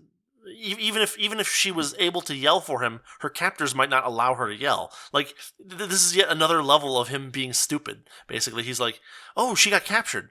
Well, I guess I'll continue looking for her the same way I was already, by walking through a forest yelling her name, because that's going to be effective. Yeah, and they did a whole gag where during the fight with the monster, Lena kept shouting she kept shouting at points, like she would fall and shout, or she would call for Zell or different things, and they would cut to Gowry, and he'd have this look on his face like he had heard them, And so you're expecting he's going to jump up and run off and go find them. But he's got that look on his face for a completely different reason. Like he just caught a fish and he was lamenting the fact that Lena wasn't there to cook it for him. And Right. he's cooking it himself. And, they show Lena shouting, and then they cut to Gowry, and they do a little sting where it's kind of like he heard her. And then it pans away, and he's sitting around a fire saying, "These things are taking way too long to cook." It's very, very funny. Like 3 different times in a row they do this. And by the time it gets to the point where Lena looks like she's going to be offed by this monster, you've almost forgotten about that. You've forgotten that Gowry's even in the picture. And then he just appears. You just see his boot step in front of the camera, and Lena's sitting there looking up at him. And then it cuts to him, and you see, and she's just like, "Oh, you're finally here." And he attacks the monster, but it's ineffective. And she's telling him, "Your sword's not going to do anything. He's a true monster. A blade isn't going to hurt him. You can only really hurt him on the astral plane." Right. At which point, one of the coolest moments in the entire show, and I mean the entire show, start to finish, all of Slayers, is when this monster morphs into its true form in front of Gowry, who can't use magic and has a useless sword. Yeah. Gowry tells Lena to distract the monster for a moment. He tries to get his hit in, sees it doesn't work, and so he's just like, fine. He approaches the monster and just stands there, holding a pin. And the monster's mocking him, saying, "You don't really think you're going to do anything to me with that pin, are you?" And Gory's like, "What? Oh, this? No, I'm not doing anything to you with this. There's no way I'd be able to beat you with this." He says, "I'm using this for this." And he pokes the pommel of his sword with the pin. And the monster looks down at him, like, "Are you some kind of idiot?" Which he is. And yes. And Gowry pulls his sword out of the sheath, and there's no blade on it. And at this point, Lena's just like, "Oh my God, what is this idiot doing?" She starts preparing the Dragon Slave spell, knowing it's probably not going to do anything, but it's her last resort. Meanwhile, Gowry takes the sword in both hands and shouts, "Light come forth," is the way they translate it. He pretty much just says Hikario, which doesn't really say that, but it does say light. Hikario. It's basically "oh, light." I always heard it as "oh," as if he was like prompting the rest of the sentence, but maybe it is "yo." It's "yo." So he pulls out the sword and says that, and a light beam appears, and this blade of light shines from the sword. And Lena stops what she's doing in mid-casting of her spell, and she's like, "He's got the freaking sword of light. Why does he have the freaking sword of light?" Yes. He has the most powerful sword in the world. And she's been traveling with him this whole time. She's just like, wait, didn't know. Hang on, wait, what? What? You can't just, that's not fair. You have that? Right. And now even the monster's looking worried, like, wait a minute, what's going on here? The monster's just like, this, I did not expect this. And he cleaves the monster in two with ease. Yes, the legendary Sword of Light, which destroyed the legendary beast Xanathar. And he's just wandering around with it. They've had all this trouble, and he's just been fighting with a regular old sword. A brief little comedy scene follows from that, where Lena kind of bugs him and says, "Hey, will you give me your sword? Just give it to me. Please give it to me." Yes, there's a bit of a nice little comedy scene there to break the tension after fighting that monster. Yeah, and even later on in the show, after they've fought the big bad, and they reach Atlas City at one point, they're supposed to be going their separate ways. Lena's like, "Oh no, I'm not going to stop following you until you finally agree to give me the Sword of Light." And so they're pretty much glued at the hip at this point. But yeah, they defeat the monster. Zell is having his own fight where the other two baddies that had kidnapped Lena with him, Zolf and Rodimus, show up. And now Dilgir is like, there's 3 of us now. There's no way you can take us all on. But it turns out that Zolf and Rodimus are very loyal to Zelgadis, and they couldn't give a crap about Rezo. So they immediately side with him. Zolf basically perforates Dilgir with magic, and Dilgear passes out in a pool of his own blood holes and says, you guys just wait till I come back to life. Because he's got that troll blood, so he'll be back. Right. I actually don't remember if he comes back, because there's several werewolves in the show after that point, and I don't remember if any of them were Dilgear. But yeah, he does say, I'll be back, so that's Dilgear out of the picture for now. This is kind of where the curve for the show, starts to increase in terms of the stakes. All of these characters get together. They decide that they're all going to work together now, and they're going to try and stop Rezo.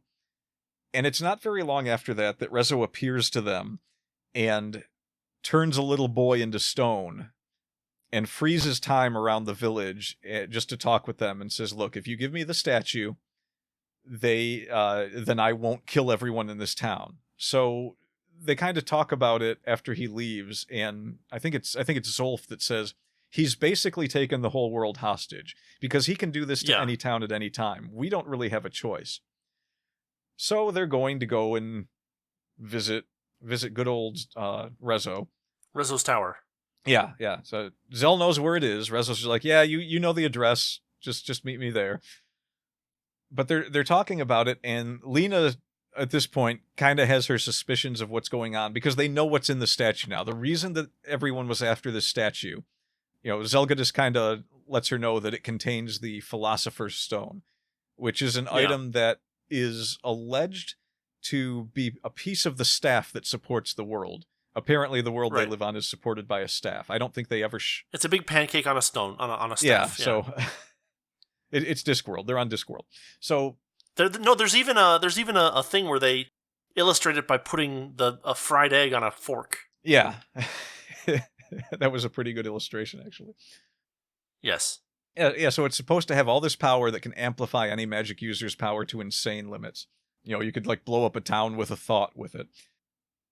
Zell wants to use it to kill Rezo. At this point, I don't understand why they don't just let him do it, because it's obvious there's something nefarious going on, but Lena wants to get to the bottom of it.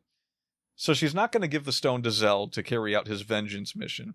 They go and visit Rezo, and he's sitting there at his candelabra table, and he's like, yeah, so basically, I want the stone so that I can be able to see, which is what he told Zelgadis was kind of his plan. He wants to use the stone so that he can finally... Rezo is the blind priest. I don't know if we mentioned that. He hasn't been able to see anything his whole life, but he's a very powerful priest.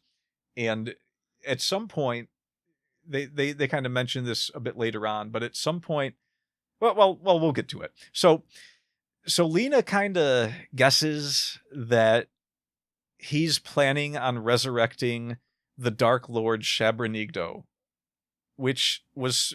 Well, no, that's not what... Well, so that's what Rezo threatened.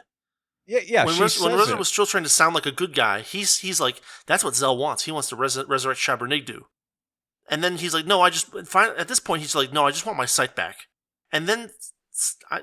And from that, after everything that they've been through, Lena kind of sort of half deduces that, oh, okay, so you're going to make a deal with the monsters to get your vision back, and so you're actually planning on resurrecting a piece of Shabranigdo, because it's not actually the full monster that he wants to resurrect. It's this 1/7 of the monster that will likely go on a rampage and find the rest of the pieces to do a full resurrection. So they don't really... They can't give him the stone at that point. Even if he can destroy 1,000 villages, that's better than Shabranigdo being brought back to life, because he'll destroy the world. They're going to just, run off or fight him. I don't even really know what... Well, so what happens is that they're basically, at an impasse. They're like, we're not going to give it to you, and we're going to fight you if we have to, or you're going to stop threatening towns. And he says, no, I think I have a way around this. And he basically mind controls Zell. Zell gets the statue to him, and then Zell holds them off as he retreats to go do his magic thingy with the statue. Yeah, and it's actually a little bit more clever than that on Lena's end. She jokes about it after she says that, after she guesses that his plan is to bring back Shabranigdo. Rezo confirms this, and you get a little comic bubble over Lena's head where she does this monologue. Like, I was kind of half joking at that. It's actually horrifying that that's true. Right. Yeah, So she wasn't 100% sure. It was kind of a joking guess.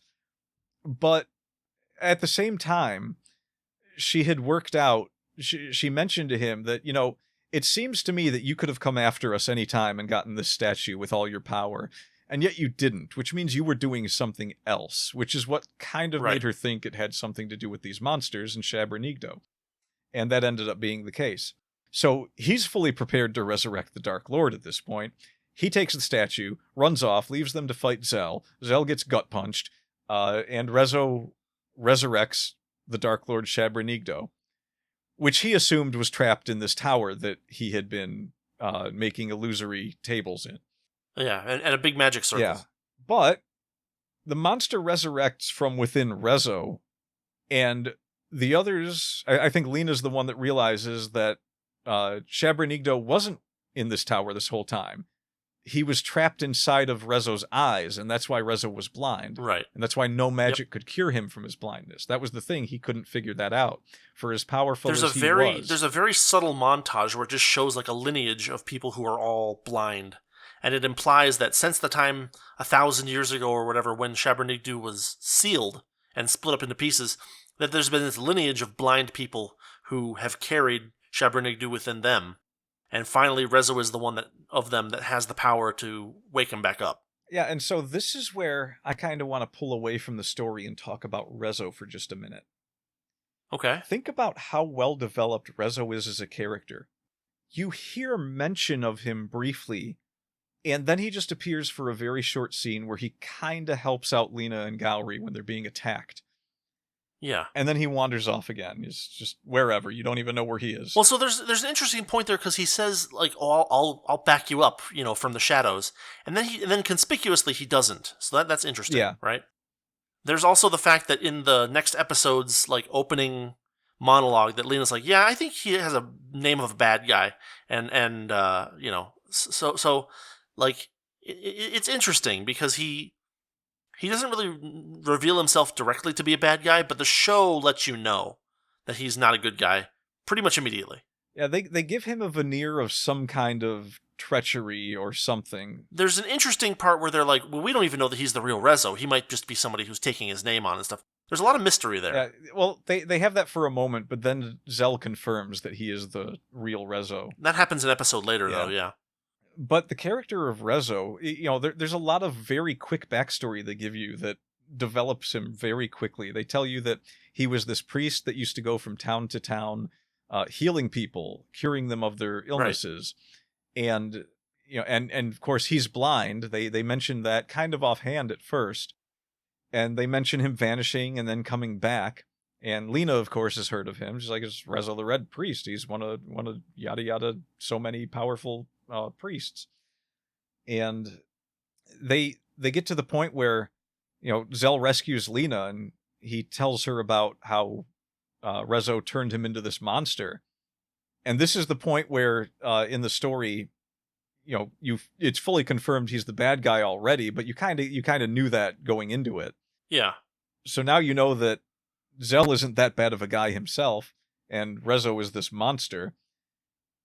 And you really haven't seen much of Rezo at this point, but now the cat's out of the bag, and so Rezo can just show up and like, yeah, I'm going to kill you. Just going to do whatever. Yeah. He's just straight up bad guy from here out, no more pretense of anything good. And during this time, all the build up to them meeting Rezo in the tower and seeing that Shabrnigdo is resurrected within Rezo's own eyes, it paints a picture that is fully illustrated later on by Lena, who says, it doesn't matter. We're going to spoil it anyway. Of course, they defeat Shabrnigdo.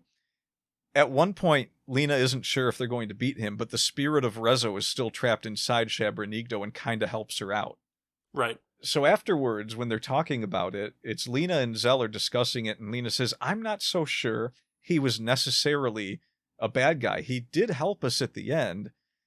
But on the same token, imagine if you had Shabrnigdo trapped in your eyes for all that time. He was probably slowly corrupted from within, and it was Shabrnigdo who convinced him to learn all of this dark magic to try and cure his blindness, and then ultimately led him down the path of, well, if I resurrect the Dark Lord, I can do so in exchange for my vision. Right. But she ends it by saying, but, you can believe whatever you like. So, because Zell isn't fully convinced at this point, she tells him that, yeah, he did help us, but believe whatever you like. And so we don't actually know 100% for sure if that's the case, or if Rezo just kind of wanted to get revenge on Shabranigdo for breaking his end of the bargain. Right. Now, what infuriates me a little bit about this has nothing to do with any of that, but with the very ending of all of Slayers. The last episode of Slayers is actually Rezo coming back and bringing Shabranigdo with him for one last battle against Lena. I don't remember what his exact motivation was in the end. It was like, oh, I wanted to show you that I could beat you or something like that. But that entire episode, which, for as much as I love the Slayers, this is one of my least favorite episodes of... it's probably my least favorite episode of the Slayers, to be honest. Yeah. The very last episode in all of it, they use a bullcrap way of defeating Shabranigdo, which I'll explain later. And it's almost all fan service, and not like the fan service you're thinking, where it's like, oh, it's like an upskirt shot or anything. It's like, no, it's literally two characters casting magic spells over and over and over again, just so that they can say, hey, we cast like 30 dragon slaves in this episode, and then bringing back Rezo and Shabranigdo as kind of a nod to fans, which might have worked better 3 episodes earlier, but it shouldn't have been the last episode. Right. It didn't seem like Rezo was in character for that last episode, and it really pains me to say that, because a lot of those last 2 seasons, which, for anyone who doesn't know, Slayers wasn't like dead for the longest time. It was just nothing was happening with it for a good span of like 12 years. Out of almost nowhere, they said, hey, we're going to do 2 more seasons of Slayers after over a decade had gone by, and everyone's like, what? This was a time where One Piece was deep into its popularity, and it seemed like a good time to bring back older things that were still popular when One Piece started. I don't know what the specific motivation was, but they did a great job. They brought back all of the original cast. They brought back a lot of the people who animated the original show, and they made the show look almost spot on perfect, with like a bit more digital clarity than what the original show was. Because the original show was all cell animation. It was early 90s or mid 90s, I think. Yeah. And it rolled into about probably, was it 97 or 9? I don't remember, but it's an older show.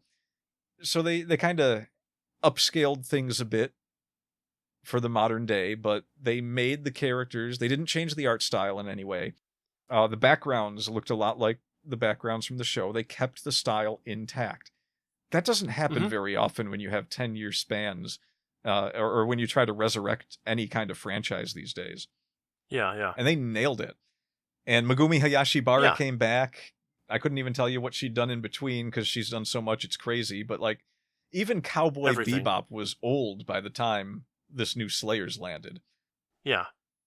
And to have it end on that kind of sucked, but the rest of the show, they did so many things that a lot of the fans really wanted to see. One of the big things was there's kind of this rule where in the Slayers movies, the cast of characters was Lena Inverse and this other sorceress that was just as powerful as Lena, called Naga the Serpent.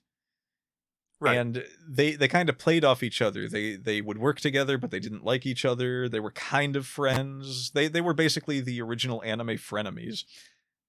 And they had several movies together, some of which were even pretty good, the rest of which were fun and corny, not necessarily too bad.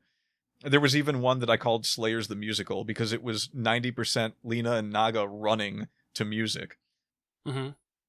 And then the show would be the cast of characters, Lena, Gowri, Zell, Amelia. That was like the main television series cast.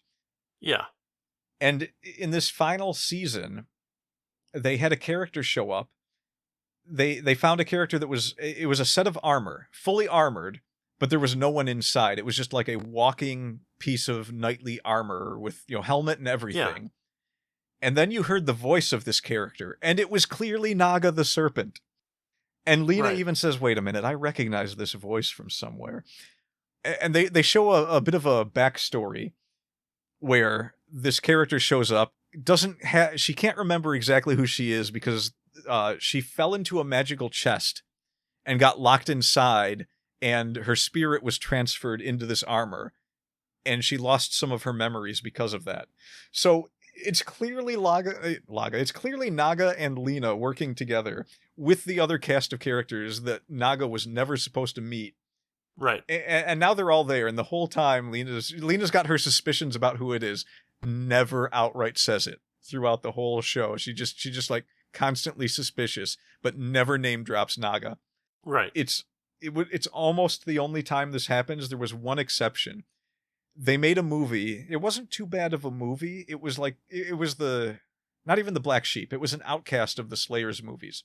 It's called Slayers Premium. Okay. The original TV cast is in it.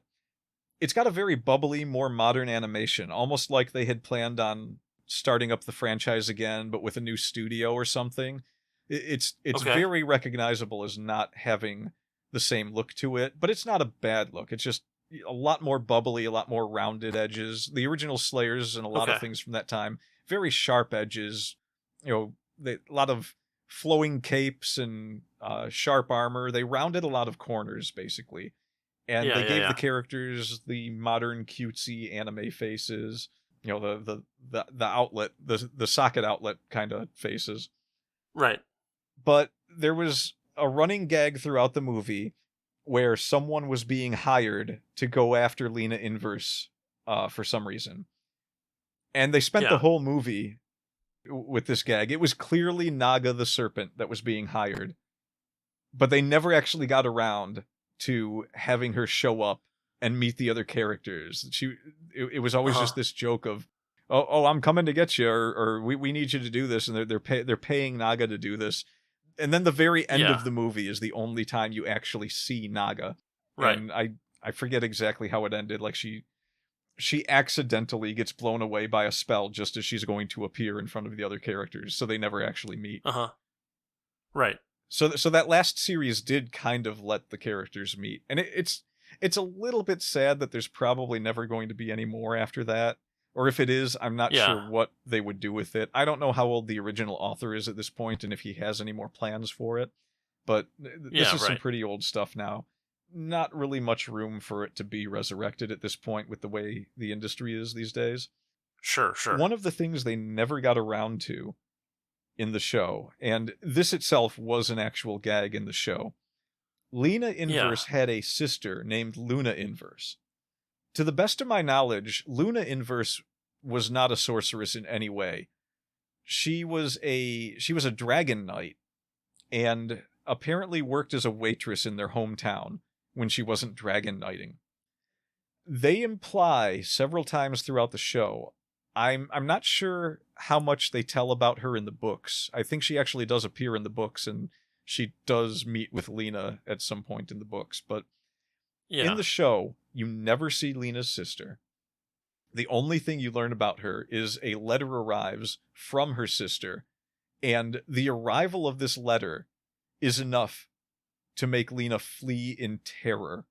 She gives a brief blurb to the other characters about how her sister used to torture her in training, and how there was no one on the planet she feared as much as her sister. She would rather fight 5 Shabranigdos.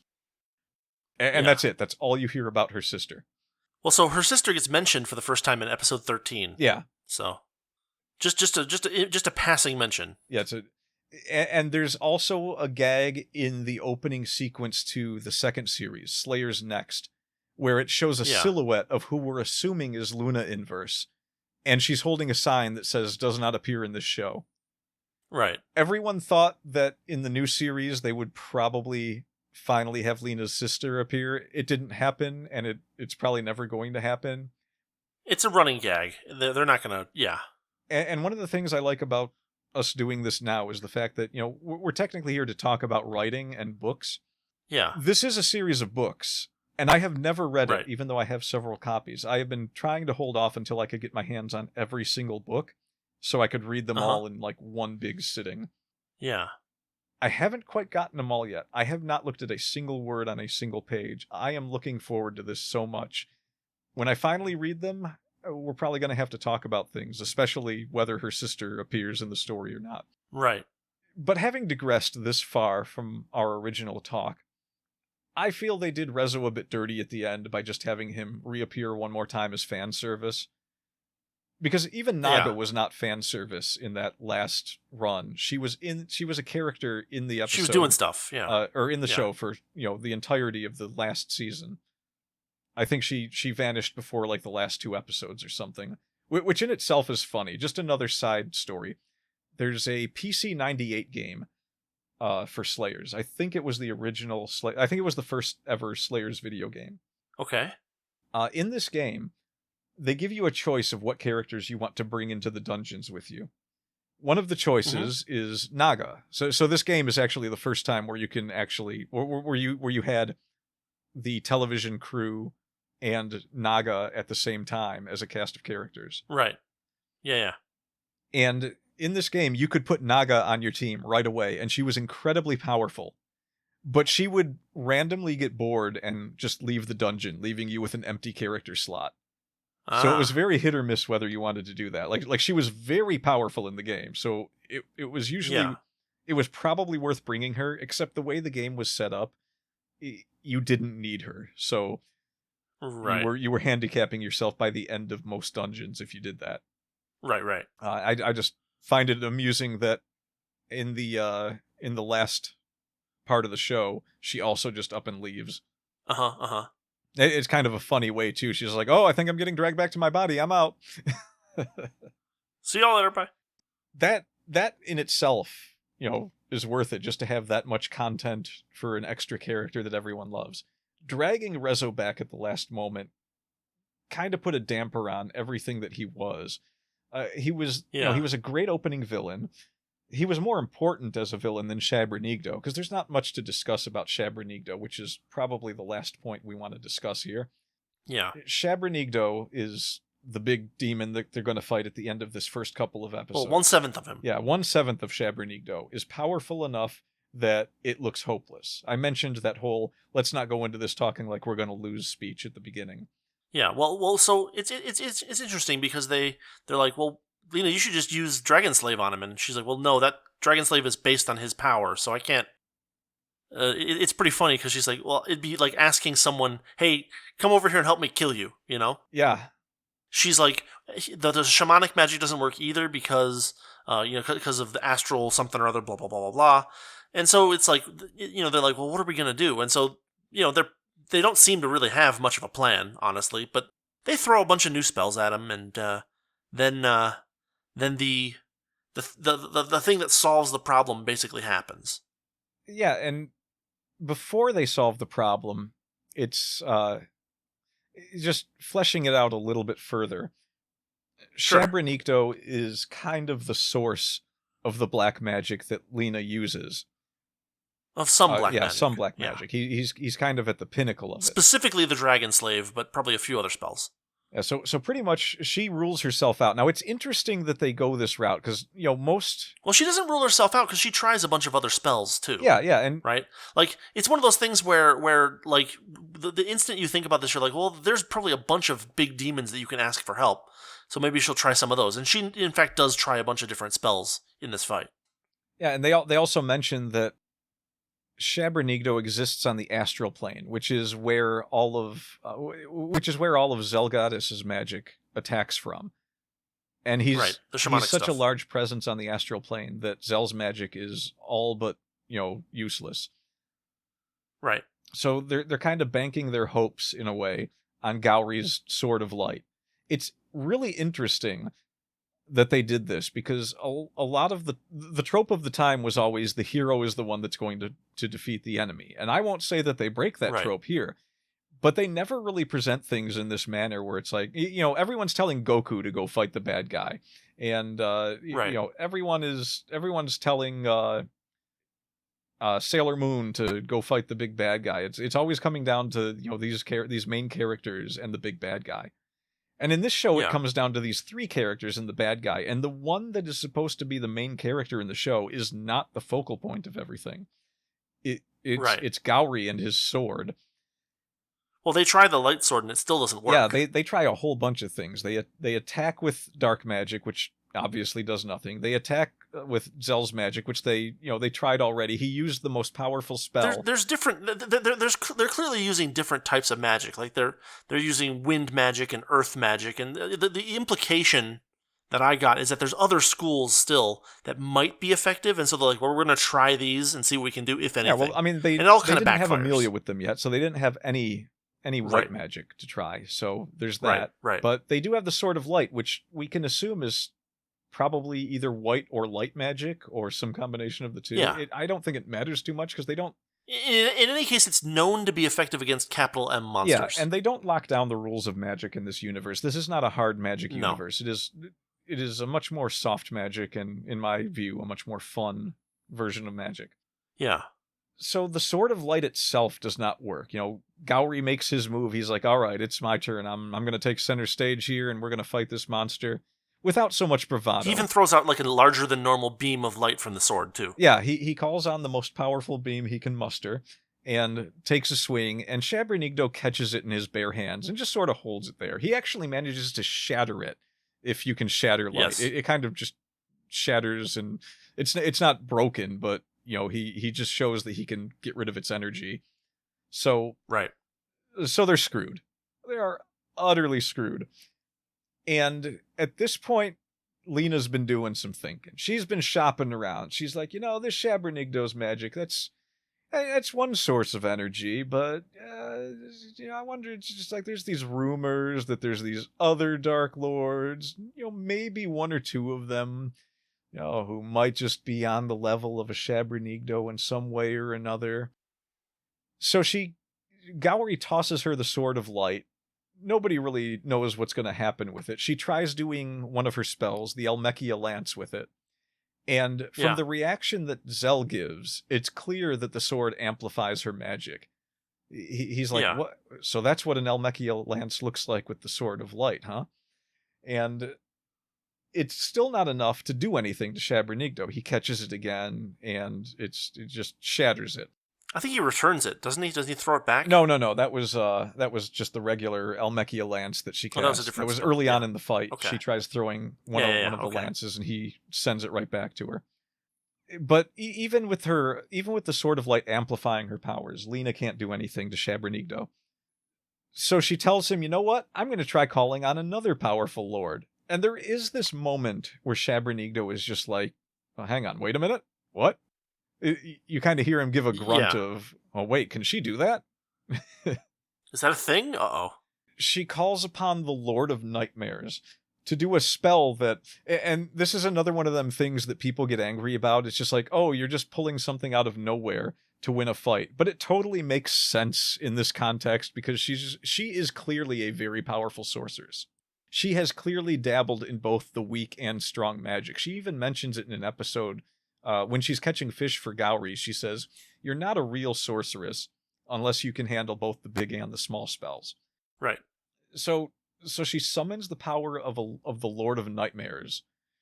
How was it described? I remember how it was described in the subtitles. He's a golden god on the sea of chaos and blackness. Right.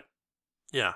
And she has apparently researched this secret, most powerful spell of hers that she calls the Giga Slave. Kind of like the Dragon Slave, which I guess that could have been a good opportunity for her to correct the spelling and call it the Giga Slayer.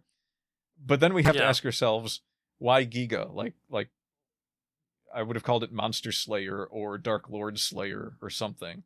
Or Nightmare Slayer or something like that, yeah. But I guess you wouldn't want to call something that you're summoning power from a Dark Lord for a Dark Lord Slayer. Yeah. At any rate, according to what happens later in the series, when the Lord of Nightmares gets name-dropped again and they start actually talking about him, I think that happens in Slayers Next. Okay.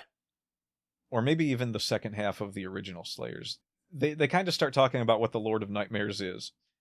It's important to note that there's a lot of people who want to discuss power levels in anime. Like who's the most powerful anime character? A lot of times, for the longest time, it went back to Goku and Vegeta and characters like that. Recently there's been a fun one where people will argue over who would win in a fight, Goku or One Punch Man. I just want to point out that Lena Inverse essentially summoned the power of the equivalent of her universe's Yog-Sothoth to defeat her universe's equivalent of Cthulhu. Yeah. And she willingly did this, knowing, as she would reveal later on in the series, that there was like a 50-50% chance that she would wipe out all of reality. I'm going to go ahead and put her in one of the top contender slots for most powerful anime characters of all time. Yeah. And you can make all the arguments you want about, oh, but Goku would be able to beat her before she could do any of that. Yeah, fine, whatever. But I mean, she might actually destroy all of reality. Just saying. Just saying. That was a Saiyan pun, by the way. I get it, yes, thank you. So, they defeat the Dark Lord Shabranigdu, who is blown away by this by the power of the Lord of Nightmares channeled through the Sword of Light. It actually turns the Sword of Light into a Sword of Blackness for a while, so that Lena can channel the power of it. And it's not really super impressive animation by today's standards, but I remember watching it back in the day and thinking, oh, this is really cool looking when she blows him away with this wobbly blade of darkness. Yeah. And you got to remember at that time, too, the animation out of Japan was way more impressive than anything we were seeing in America. Like what were even the shows that were impressive at that time? Cops, maybe, was one of them. I have no idea. Yeah, there just wasn't anything that was going to compare to the Slayers. And you could go back and look at the Slayers and be like, as a modern anime viewer, you'd be like, oh, the animation here isn't really all that great. But then compare it to a lot of the cartoons in America at that time, and understand why this stuff caught on here like it did. Like, there wouldn't be this gigantic anime industry that everyone enjoys these days if random people like you and I hadn't found that stuff back then and watched it for the very reason that it looked so much cooler and much more mature than what was in America at the time. Yeah.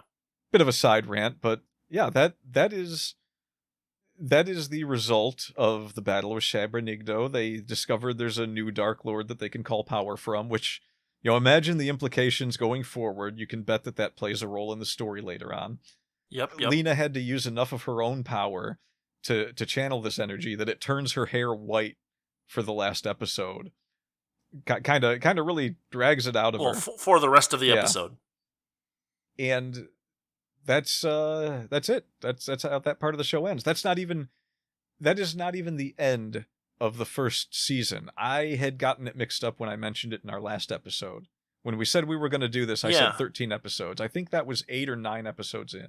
It's 10. It's the 10th episode where they beat Shabranigdu. Yeah, so it scales up pretty quickly to this. Well, this is one of those things that has changed over time. Like, now anime seasons are like hard 12 or 13 episodes. And like back then, there would be arrangements to do 26 episodes straight, and like call it one season kind of thing. So I think that's what happened here, because they start a new storyline in episodes 11 through 13. Yep, they go right into it. They start the whole thing where Lena's not going to leave Gowry until he gives her the sword, and so they're off on another adventure and meet new characters. Zell disappears for a while. It's a fun ride. Yeah. It is. If you really just want to sit down and have good old-fashioned mindless fun with really cool characters, some pretty cool scenes, some pretty cool bad guys, and good comedy, and lots of comedy. Yeah. I mean, if you want a show that isn't going to depress you, you can't look much further than Slayers, especially if you like a lot of the fantasy and magic stuff. As I mentioned, they get deep into using a lot of the magic. They don't just keep it as this thing that they pull out when they feel like it. The magic is very present in these shows. Yeah. So I don't know. I mean, I kind of feel like I ended up fangirling out a bit more than talking about the writing. We're 2 hours in. Do we want to... Well, we talked about the writing a bit. We're good. Yeah, a bit here and there. I mean, it's not a show that is about like complex storytelling. It's a show that is trying to, it's a show that does a lot of comedy. It's a show that does a lot of very quick, very efficient world building when it needs to, and never when it doesn't. It's got very memorable characters, which is another element of writing. No one's ever going to forget Lena Inverse. No one's ever going to forget Gowry. No one's ever going to forget Zell. No one's ever going to forget Amelia, except her name. I forgot her name for a while. She has a long name. But yeah, it's something like Amelia Will well, Tell I don't care about the rest of her name. I just forgot the Amelia part. I was like, what's her name again? I don't remember. But anyway, I still remembered the character. And so, it's good to look at for that. If you're looking for gags that sometimes are what you expect and sometimes subvert what you expect, if you want, good sword and sorcery without too much baggage, if you want something kind of lighthearted that is entertaining without being, a downer, if you want good characters that are fun and interesting and have lots of neat interactions, Slayers is something worth looking at. So, yeah. And there's not a lot of downtime in it either, which this is an important aspect of writing too, is like how much downtime do you want to have in your stories? How much time do you want your characters to be sitting around brooding or even having fun and just like not much is going on? Something is always happening in Slayers. Yes. And like you said, the characters are very memorable. This is an important thing that people miss a lot of times with character development. They think all their characters have to be super deep and have all these really weird intricacies. There's a lot of cool things about these characters. I wouldn't say any of them are incredibly deep characters, but they're the kind of over-the-top characters that make them really memorable. And these are my favorite types of characters to write, as you well know. My characters are pretty much all over the top in some way or another. I even have one that's based on Lena Inverse because she's the freaking best, man. So you don't necessarily have to sit there and say, okay, I need this entire life story and I need everything about it to be something that's just going to make people, drooling for more. It's like, no, we have Gowry Gabriev, who is kind of an idiot and whose family has passed on the Sword of Light. And we don't need to know much more than that. We just need to know that he's the kind of person who will stand in front of a monster and be like, yeah, watch this. I'm going to show you the implement of your destruction. You're laughing at me, but now I have the Sword of Light. Ha! Yeah. Well, it's important to remember that when you're writing, part of the purpose of writing is to entertain. And Slayers definitely entertained people. People love the Slayers. And so this is one of those cases where, like, yeah, you're not writing the great American novel, but, sometimes people want to sit back with some relaxing sword and sorcery fantasy stuff, and this is a totally valid thing to do. You don't need to Game of Thrones everything. Yeah, I please do not Game of Thrones everything. First off, the books aren't finished. Game of Thrones nothing, if you can. That's and second off, I have to be honest. I liked some of the dialogue and some of the intrigue in Game of Thrones. I hate-watched all of that show up until the final season, and I couldn't bring myself to watch the final season after I heard what happened. I did not like Game of Thrones very much. There were the cool moments in it that I enjoyed, but they were dialogue-driven and not really a big part of what was going on. They laid a lot of good groundwork, and I won't say it was badly written. It was just like, I felt like I was just witnessing vulgarity with a veneer of intricacy. Yeah. Which people like too. So, like, these are the two. I mean, the point worth noting is that both of these two diametrically opposed visions of fantasy and swords and sorcery and stuff like that have both been extremely popular. So I guess the final thought is that you don't have to imitate what is popular today, because there were things that were popular yesterday that were very different, and those things might be popular again if you get the combination right. I mean, so be open to trying new things and to writing things that maybe are more relaxing or simplified, as well as writing things that are complicated. In the same way that Lena says that you should be able to understand both the little and the big magic, you should be able to handle both the complicated, intricate storytelling and some fun stuff too. And it's kind of important to realize that If you're writing something and you're at this point where you don't feel like you've fleshed something out enough, you're reading through and you get to something, you're like, I really need to do more with this. This comes off as just like, just something that is here to pass and not really have much point. Yeah. You're not going to write a story that doesn't have something that's just like, yeah, we can gloss over this. Unless you're writing flash fiction where you really need to make every word count. Right. Whatever you write in a story, even if it's some silly little extra thing that you just had off the cuff and you were like, it doesn't move the story ahead, but it gives us a good idea of, what a character might be thinking or doing, or where a character comes from, or something that's happening somewhere in the world. Just the presence of things that make you feel like you're reading a story about an actual existing world, rather than just everything you need to understand just this small portion of the world. Yeah. There's not much attention given to names and places and, the individuality of all the towns that they visit in the Slayers. You don't really learn much about anything that's going on in most of them at all. You have a couple of big names, right. Like, there's this thing called Atlas City, and it's Point X that Lena and Gowry are heading towards, but none of that matters for up until they... I don't even remember if it matters when they get there. Because they immediately leave and start heading towards Seirun with Amelia. Right. But you have like a couple of things that you're aware of that are these big things. You don't have to flesh out the details of every town your characters visit. You don't need to know everything about them. You don't even have to know the name.